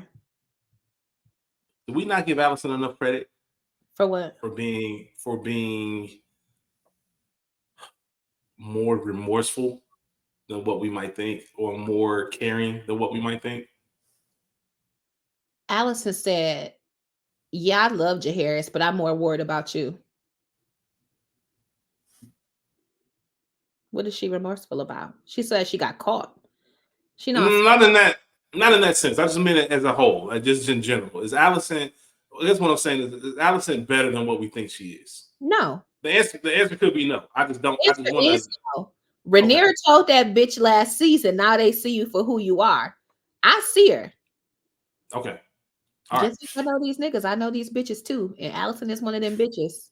Hello, somebody. That's No, fair. That's she's fair. exactly who we know her to be. It's not her fault. Her mother died as a young girl. You were raised, and your father pimped you out to the king, made you become friends with Rhaenyra. I might have went on this tangent last week, but I'll do it again because I forever got smoked for Alicent. The daddy pimped you out, forced you to be friends with Rhaenyra. You're really in love with the bitch, number one. You've been jealous of her because she's even higher born, had her mother longer than you had yours, is the heir to the Iron Throne. Her daddy is the fucking king, not the hand. That's still the help, regardless. Rhaenyra has lived free her whole life. You've been a jealous ass bitch. Whether I'm fucking my uncle or Sir Christian Cole, you're mad, and now you fucking behind me, you weird ass bitch. Fuck her. No. Your children, you've raised your children to hate me and my children. Best friend. You love my husband. You love my dad, the king, their grandsire. You let your little fucked up ass kids mistreat my children who have enough going on because they're bastards, even though we're all acting like they're not. No. Alpha exactly who Rhaenyra said she was. Rhaenyra gave birth after birth had not even come out from this bitch. Walking it had her walk from her room all the way up to their area in the Red Keep, wherever the fuck that was, on the other side of the damn castle, bleeding immediately after giving birth, just so you could see what kind of hair the baby had. You a fucked up ass bitch. As a woman, why would you do that? You know the pains of childbirth. As a woman, as a mother, as my former friend, you fucked up ass bitch. Fuck you. Nah, I don't got nothing. I have no love for Alicent Hightower. Fuck her. Two things. Yes. First thing is, I regret asking that question. Second thing is, I don't regret it because otherwise I wouldn't have got that classic rant. I really want to clip that and I want to send it to Maurice. And I want Maurice to put the ether beat in the backdrop. And I wanted to say, fuck Team Green. All of that. I know you ain't talking about me. You what? Fuck Team Green. I just you just went on a ether of the Team Greens. Fuck that bitch. You Shout hear out to me? you, Rachel. You wanted to take Lucerys, who was what, 7? You wanted to take his eye because your fucked up weird ass son was taunting them. Mind you, yes, we all have eyes, it can see. That's what Aemond said. But when Viserys asked, where did you hear? Who did you hear calling them bastards, saying that Sir Rhaenys wasn't their damn daddy? It was your fucked up ass mama. Mm-hmm. She's been planting seeds of discord between those fucked up ass children of hers. And usurpation of the throne aside, Rhaenyra said, hey, let's marry Jason and Helena. Let's marry our families. You didn't want to. Because you just felt like your Hightower Targaryen fucked up ass kids was so great. Please. I can't stand her. Anyway. That's facts. So I won't be ranting at the end of the episode when we get into Rhaenyra and Alicent's discussion. Hey, listen, we're gonna. That's how I feel about that bitch, and I mean it. Hey, I'm not mad at it. Team Black forever. We're gonna get to that scene here in a minute. Yeah. Couple other things that we need to discuss before we get there. We're still in King's Landing. Mm-hmm. Aegon Mm-hmm. is putting on the Conqueror's armor. Is that really the Conqueror's armor? Or was I that some don't shit know. he drew up that he felt like was the Conqueror's armor? Probably some shit that they said. You know what I mean? It's probably some shit that he said. This is a mint condition signed by such and such. Nigga, Yeah. no, that's some random dude's signature that you try to make it look a certain way. Go ahead. Because I only asked because if you look at the Conqueror's armor, yes, it will be older, so it would not be in such pristine condition because he was at war. But look at Damon's armor when he went to go get Harrenhal. That's a nigga ready for war. Yeah. When we seen Corlys rich ass, that's a nigga ready for war in his armor. If Aegon don't go get this little pleather, Yeah, man. this pleather bodysuit up out of here. And I think but you know what, Rachel, when you say that, it's actually perfect because everyone you mentioned prior, those are niggas ready for war. Aegon, you don't know nothing about war. You don't know shit about this life. Like, we all know. I mentioned earlier that scene. If you pay attention to it at council, as soon as he said, "I'm as fierce as any of them," They laugh. the guy that picked up his cup and just started drinking out of it. That is exactly what you need to know about Aegon. Like, nigga, we don't believe you. You need more people. Oh yeah. Like, you were trying to convince yourself, not us. None of us believe that you're going to war. And the scene to me is important because we have Solaris Clubfoot. Solaris Strong, whatever you want to call him, wherever you fall on your alliances. He pulls up and talks him out of going to war, using some incredible mind tricks, complimenting him when he needed to be complimented, feeding him the answers without telling him. And planting seeds of discord between he and Alicent and he and Aemond. Okay, go. What exquisite armor. On one side, the streets are talking. Yeah. On one side, I can't believe our king is so courageous. Can't believe he's going to go fight for our honor and defend us. And on the other side, they playing that nigga like a fiddle. Yep. They sending that nigga off to war so he can die. And Queen Alicent can sit here with Aemond and they can run the realm. Yep. He hears this from Larys, obviously with the persuasion. Like I said, I think it's just brilliant. As much as I dislike Larys, it's brilliant that he was able to use a scenario and give you the answer without directly telling you this is what you should do. I'm painting it for you. All right, I'll go ahead and send to these rumors. Who starts these lies? It doesn't matter. Once again, theme of the episode, it doesn't matter at this point. Nigga, we in it. We'll tend to them. All right, bet, I got you. The crazy thing about what Larry said is that there is element of truth in that. I told you during the first episode that Otto wanted Aegon out of here so that Aemond could make the plays. Larys ain't dumb. He knows that too. Okay. Chaos is a ladder, man. Word to Littlefinger. Chaos is a ladder. Larys knows how to play the game. Also very telling at the end of the scene as Larys is leaving. Hey, my dad, he didn't find a need for a Master of Whispers. I've always wanted one. Yep. I'm glad that I have not even seeing that my Master of Whispers is playing me, like I said, like a fiddle. And also, we see Aegon in his need to be king or announce that he's king.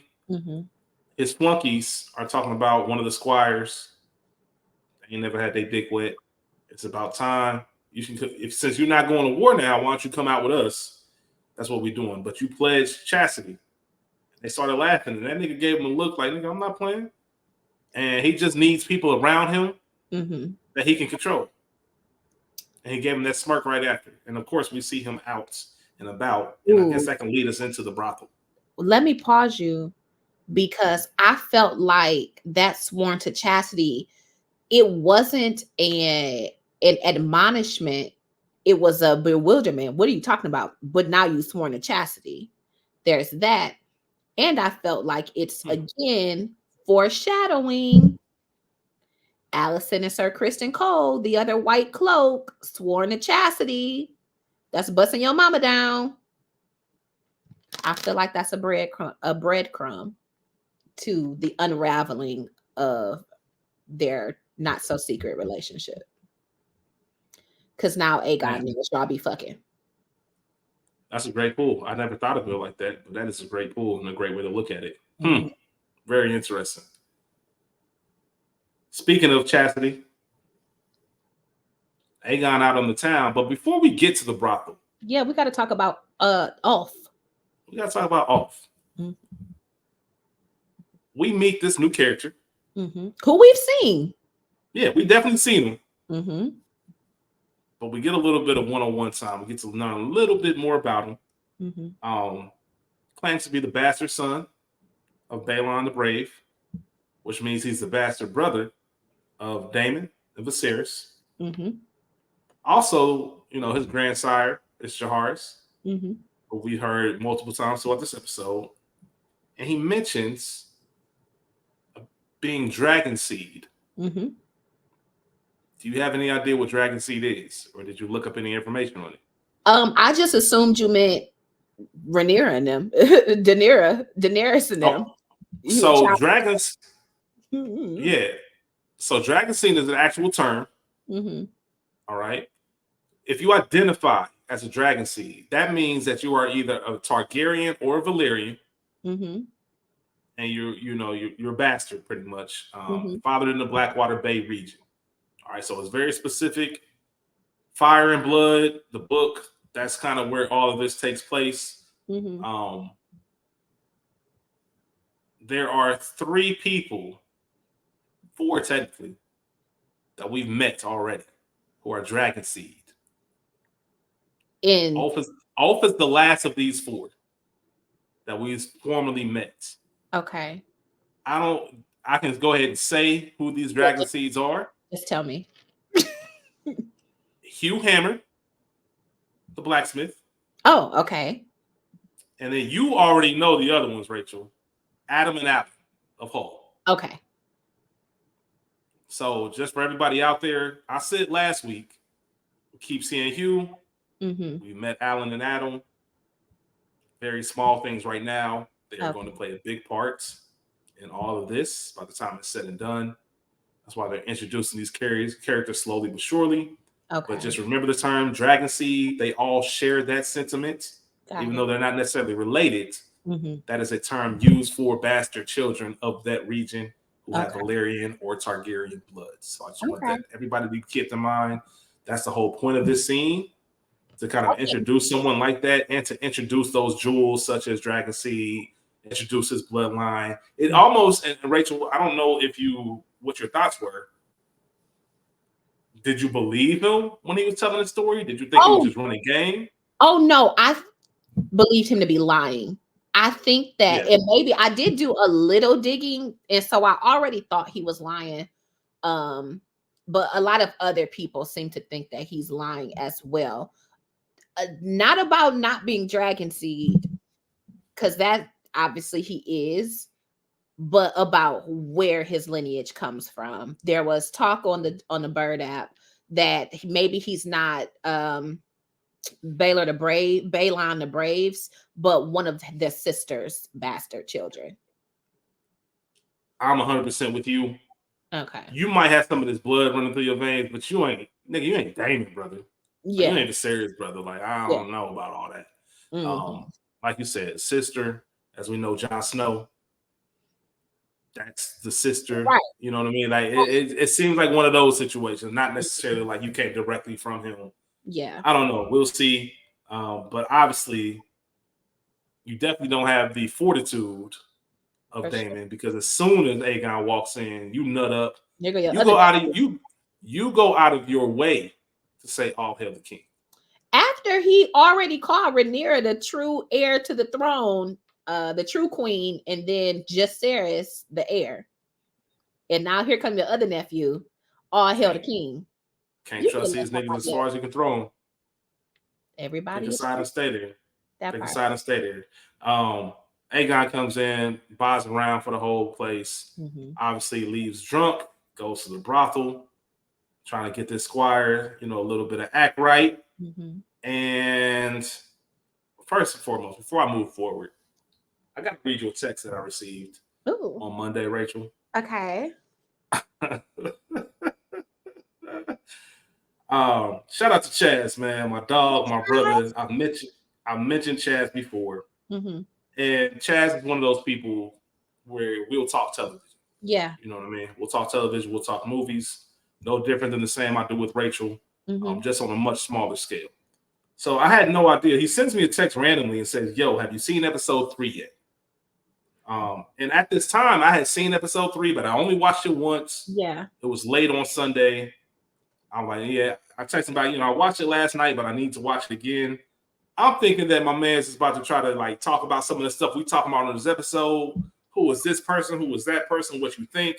That's what I'm thinking he's going, which is why I answered that way. I need to watch it again before you even go down the path. This nigga texts back and say, "Bro, they sucking dick on Max now?" Yeah. Literally the text. I thought he was taking it one way, and he just said, "Hey man, I wasn't expecting it." Crazy. What you in the brothel? Things be happening. Things be happening in the brothel. Aemond the Fierce. Aemond the Fierce is Aemond's caller, and we find him entwined again with his elder stateswoman of the night, Celise, Celsi, or whatever her name is. And we see Aegon taunting Aemond, who's embarrassed. He's naked in bed with his first, suckling at her teat like a child, like he did on his first time and has done for a decade thereafter. I want to talk a little bit about last week, where Aemond, again, with this woman, says, they made fun of me because I was different. Was it really they, or was it Aegon, your big brother? Because Luke and Jake were kids. They're younger than the both of y'all, following behind their uncle. So you hate us, but it's really Aegon you hate and should hate, because he got your glory uncovered in front of these fucking numbskull ass knights. As a prince, bitch, don't have me uncovered in front of these niggas. You know what I'm saying? Unless they bathe in me or something. I don't know. They probably don't bathe him, but right. But don't have my shit out. And Aemond played it off. One horse just as good as another. But I know that hurt Auntie's feelings. Auntie is crazy. Auntie is crazy. She been listening to you cry and carry on about the abuse of your brother and your nephews, essentially, for 10 damn years plus. And this how you let that nigga treat me? Yes, I'm a whore. However, don't you fuck with me a little bit more than that? He does, and that's the thing. He does, and he can't shut it. He can, but he won't. But why you can't be like, actually, yeah, but you see, I'm here. Go somewhere else with it. You could have put your foot down and be like, I am Aemond the Fierce, and I'm fucking my old bitch right now. Send her down. Send this nigga down to Sally. That's the thing, Rachel. Everything about me in this moment is not living up to my name. There's nothing about me that says Aemond Fierce. Yeah. Nothing about me. I'm in this. I look like Jody at the beginning of Baby Boy inside that damn womb, suckling at the teat, as you mentioned. Eye patch off, completely vulnerable, not expecting to be bombarded by my dumbass brother. Yeah. And his flunkies. this scene, you hit the nail on the head. When I watched this scene, it was just a vehicle to really remind us these niggas don't fuck with each other like that. That part. Sure, Aemond is sitting in on council. Sure, he's acknowledged as the best sword. Because sure, he's acknowledged. You got the biggest dragon. Okay. You got the biggest dragon. You got all of that. But it's always humorous to me to see a little nigga call somebody else a little nigga. Like, Aegon, you are the little nigga in this situation. That part. The fact that you can't recognize it will probably get you killed. Which is why you're trying to fly into battle anyway. But Aemond gets up because you see him immediately change his demeanor. I go from the fetal position to standing up tall for everyone to see. I don't give a fuck. Yeah, I'm in here. That's 4.5 shell. You know what I'm saying? Yeah, I don't give a fuck. I'm in here. You know what? Take it. Yeah. One whore is just as good as another. I can't show no kind of love. I can't show no kind of, anger that I'm getting clowned. Yeah. I have to play it cool because that's my reputation. And we in public. And I can't say it. And that's my big brother. I want to beat can't say none of that. Yep. Want to beat his ass. And it can beat his ass. I can beat his ass. That's the thing. I can beat your ass. I can take your crown. All of that, but that's not what we do here. That's not how these Game of Thrones are played. Yeah. So I'm gonna go ahead and play my part, and I'm gonna just go ahead and try to walk it off. I mean, that's what y'all do. Y'all sweet. But yeah. Listen, ain't no one songs to be written about when he goes. Yeah. You gotta play the part. Like I said, that scene for everything else was just a show. I might fuck this nigga up one day real bad. Oh, for sure. And that's pretty much what it came down to. Because it's one thing to clown. You clowning, you being ignorant. Now you putting on a spectacle. You're making me the show. Yeah. You on the bed, you laughing like a way too hard. Yeah. Like all of that, bro. Like stop playing with me. You got me uncovered in front of these clowns. Yeah, man. Like that's not cool. Even still, if you take, oh my God, how did it slip my mind? It's right here in my notes. Pause. Take notice of everybody else in this brothel. These little curtains and shit is all together. I'm off in the cut with my bitch. And I know, even though I know you specifically looking for her, nigga, leave me alone. Let me ask you, did you peep Larys in the background at the brothel? No, I did not peep that. I freeze frame this shit. Larys is standing against the wall of the brothel when Aegon walks past, not the first one, when he walks past, and I think it's the black woman with her titties out and maybe where the dick sucking is happening.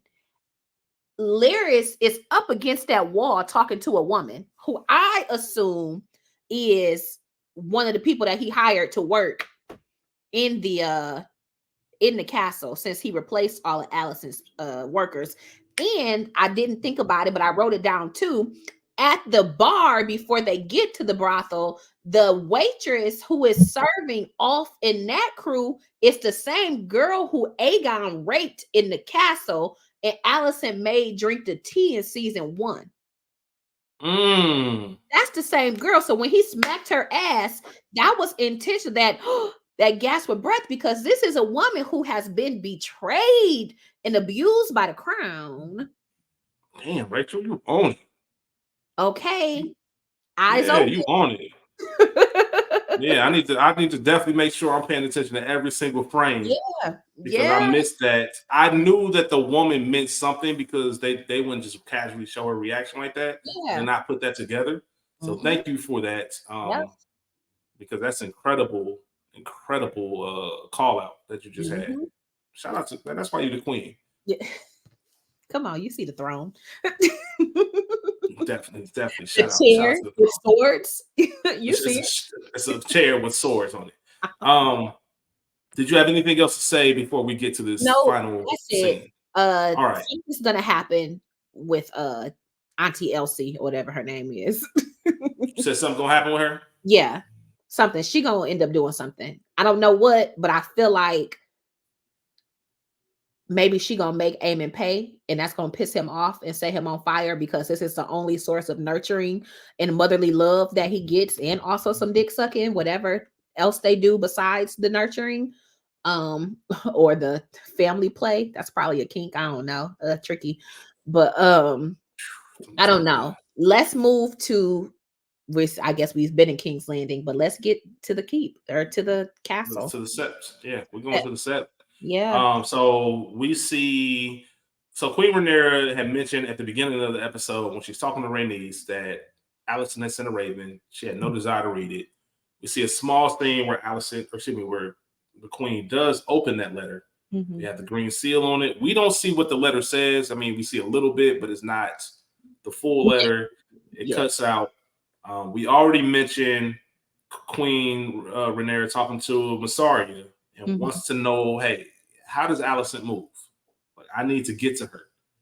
You gonna kill her? Nah, I want to talk.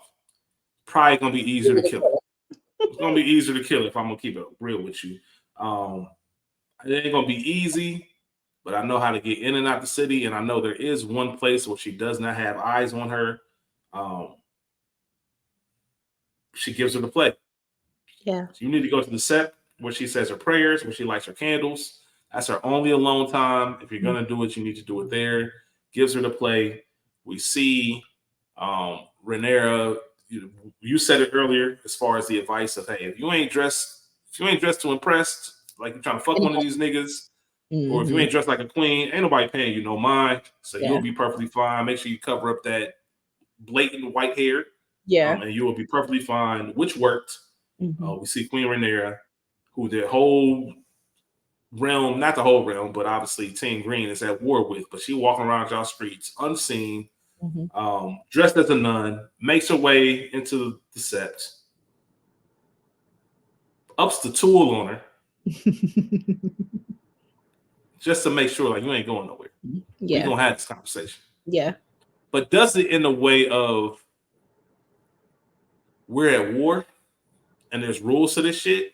I didn't come here to use this, but I need to have it out just in case you want to act stupid. Yeah. And even had the conversation of, what if I scream out? Then they gonna get me. They gonna come scoop me up. They gonna keep me captive, or they gonna kill me. But Garrett, guess what? You won't be here to know about none of it because you're gonna be dead too. So what you want to do? You want to have this talk, or you want to act out? Right. What did you think about this scene, Rachel? I loved this scene and the conversation, the dialogue of what would happen. And it ended when they're saying, well, it would have ended badly. This is the first time since the dinner, the night Viserys died, that we see them a glimmer of what their friendship or relationship used to be.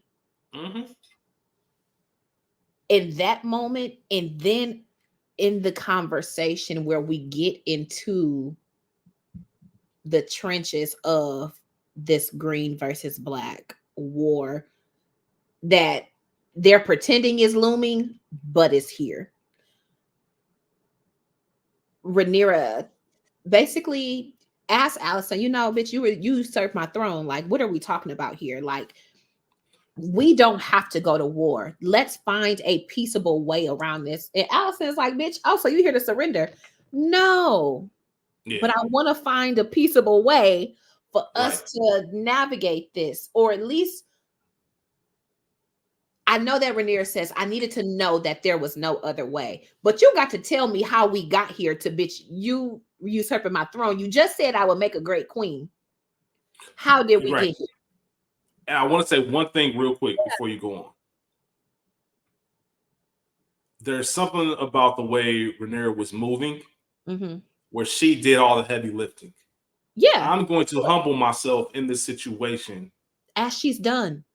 Yes, as I continue to do, because there was a moment when she said, she checked herself. She pretty much said, I've begun badly. which to me just said, hey, I'm coming to you in good faith. Yeah. Like, I'm catching myself. I know what I just said was fucked up. I don't even want you to think I'm on that type of time. Mm-hmm. And let's start over. Let's get into this conversation. Yeah. I just like the way she moved in the sense of, listen, if there's any time you're going to believe that I'm serious about ending this shit, now is the time. I'm putting all my guards down. It's me and you, 101. We went to the tournament together. We got history, my nigga. Like, what the fuck happened? Like, how did we get here? And that continues on to the conversation. Pause. You mentioned her. Go ahead. The tournament together the night my brother was born. Bitch, I stayed with you while you gave birth to my brother, the nigga who you helped usurp my throne with.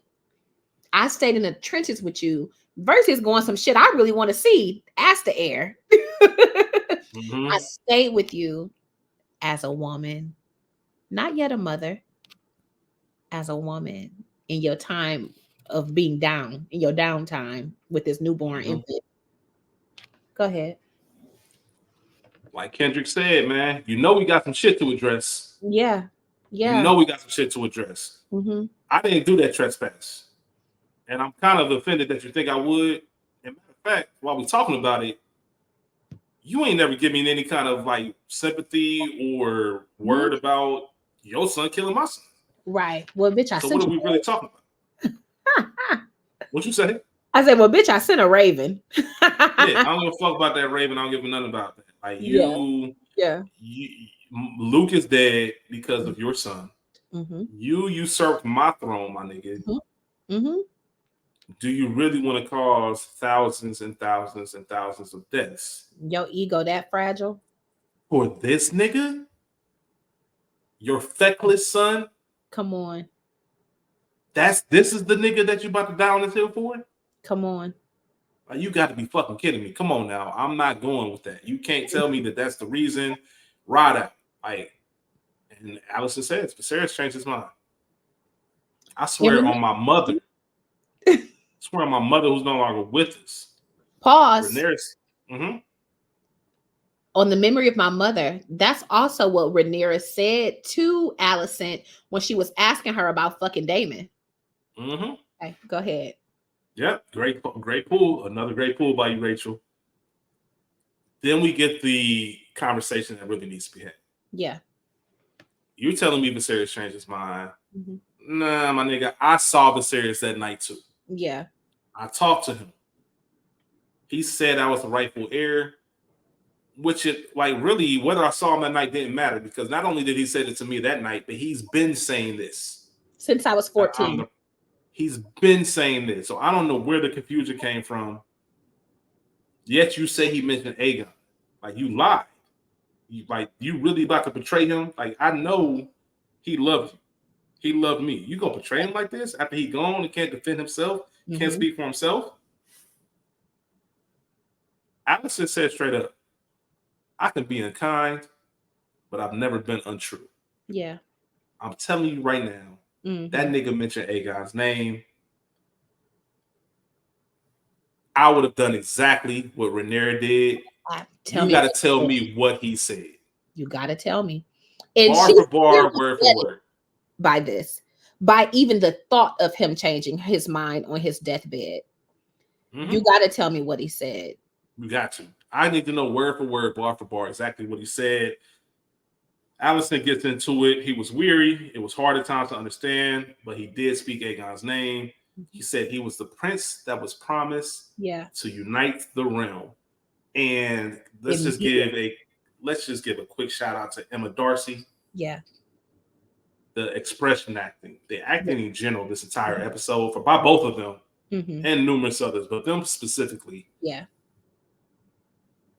I don't know if anybody's ever been in a situation where you hear some shit and the light bulb just instantly goes off. Like, what? Say that. You want to run that by me one more time? Like, what? One more time. Did he say those exact words? Like, he said those. Like, it's important that you tell me. Yeah. Is that what he said? He emphasized to me. Did he use those words? The prince that was promised. He spoke to you of the song of ice and fire. That he didn't even speak to Daemon about. Didn't even speak So to that's Daemon probably the about it. other confusion. Like, now hold on, ho. What? He talked to you So about not it. yes. So let me clarify something for you, Allison. Mm-hmm. That is a story that he told me about Aegon the Conqueror, not your dumbass son. That part. So now, okay, he did say Aegon's name, but he did not mean your son. No. That's a whole different thing. And Allison realizes right away, like, oh shit. Yeah. Said it. This is the theme of the entire episode, Rachel. If it's a lie, Mm-hmm. we fight on that lie. Yeah. But we gotta fight. And Mm-hmm. Allison can easily say, I made a mistake. Rhaenyra pleads her to do so. And she tells There her is straight no up, mistake. there is no mistake. There's no coming back from this. It's too late. Mm-hmm. We in it. It's up. Here's the thing. And I know I went on this Alicent rant because it's still fuck Alicent Hightower to the day I die. Gods, come get me off this motherfucker. You hear me? Howsoever, when Alicent said, Rhaenyra, it's too late. Kristen is off to Otto. My father is gone. The one person who could maybe ring some shit, he's gone. He ain't in the council. He ain't the hand. Yeah. Kristen Cole is already off to war. What we gonna do? Send him a raven? How? We don't know where the fuck he is exactly. I know where you going. You know what to do. You know what Aemond is. Whatever the fuck that means. A war-ridden mama's boy maniac who killed your son? Somebody ready for war? And then there's Aegon, whatever. There is nothing that Alicent can do in this moment. And I'm not shooting her bail. But if you remember in season 1, where Alicent obviously misunderstands what Viserys is saying, because this nigga's dying and mumbling about Aegon the Conqueror. When she goes to Otto and says, it's Aegon, whatever she says to him, Otto was like, oh, bitch, I know. I'm just glad you finally got here. We didn't know how we was going to navigate around you. So no matter what, the throne was getting usurped. It's fuck Alicent because she kicked it into gear. But the shit was inevitable because Otto was so, which is even crazier because Aegon is a feckless fool. He is an idiot. Yes, he's the firstborn, but the reality is this is not anybody you want to be the leader of the free world. Nope. Hello. To be in charge of the realm. Like it makes no sense other than the patriarchy of it all, and Otto getting bloodline on the throne. Yo fucked up ass family. Like, fuck that. But so we see Rhaenyra and she understands that this is it. Well, okay. Alicent, like, go. Don't get recognized. Be safe, friend. Yeah, can't do nothing for you. Be well on your travels, because next time we see each other. Next week, it's up. A Dance of Dragons. Yeah. Season 2, episode 4. Yeah. Next week. We gave you over 2 hours this week. Crazy. I can only imagine what next week's conversation is going to be like. Yeah. Rachel, another great conversation with you. Crazy. 2 hours. Another great conversation. Yeah. Listen, there's a lot going on. We've been talking, like I said, about the build up, the slow grind, however you want to word it. Next week will be the answer as to why we had to set the table. For sure. We've been teasing these little battles. Who drew first blood? When was it drawn? As we've been saying all episode, none of it matters at this point. Niggas are bloodthirsty. Niggas want war. Niggas want dragons. Next week, it looks like we're getting all of that. For sure. thing I will say in regards to next week, and we talked a lot about Game of Thrones this episode. And so even if it's not next week, even if it's at all this season, I'm anxious and curious for the music that we hear.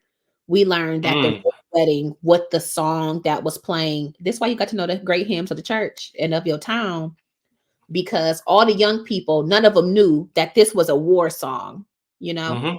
And so I'm thinking of the night now, thinking of the night of Rhaenyra, the announcement of Rhaenyra and Laenor Valerian's engagement, when Larys and whoever he was talking to are talking about green versus black, where we first learn of the difference, and Alicent comes, interrupts the whole thing. Viserys was speaking, but an act of war was declared even then when she entered, one, late, and two, in her green dress. Not, and she's married to Viserys, so she should have been in black. She should have been in Targaryen gear. Instead, she was repping the high towers. I'm curious what we learn of the music, the lineage, what other families we meet next week as we are about to be engulfed in battle. I'm excited, y'all. You I'm and me ready. both, Rachel. I will say, you bodied this episode with your insights, your knowledge, the observations, things that I didn't catch, and like I said, I watched it 3 times in preparation. So you excited me to make sure that I do it frame by frame and really make sure nobody's sneaking in the background, none of that. Always a pleasure. Always. I love you. I love you very much. You know what it is. For everyone else out there, we definitely appreciate you. Yes. We do this for y'all. We got Please, y'all. we got y'all for sure. Please continue to write in, subscribe. Anybody you know who's watching House of the Dragon and is just looking for a good conversation centered about it, come on over to We Got Y'all. Dropping these every single Wednesday. Yeah. Episode 4. That's all I'm gonna say. That's it looks like it's gonna be up. If you watch the preview, it looks like it's up. I cannot wait until Sunday evening to watch again and then come back and record with you, Rachel. Definitely appreciate you. I think that's about it. That's it. Like, comment, subscribe, share. I bid thee well. Good night. Good morrow. Farewell. Farewell me.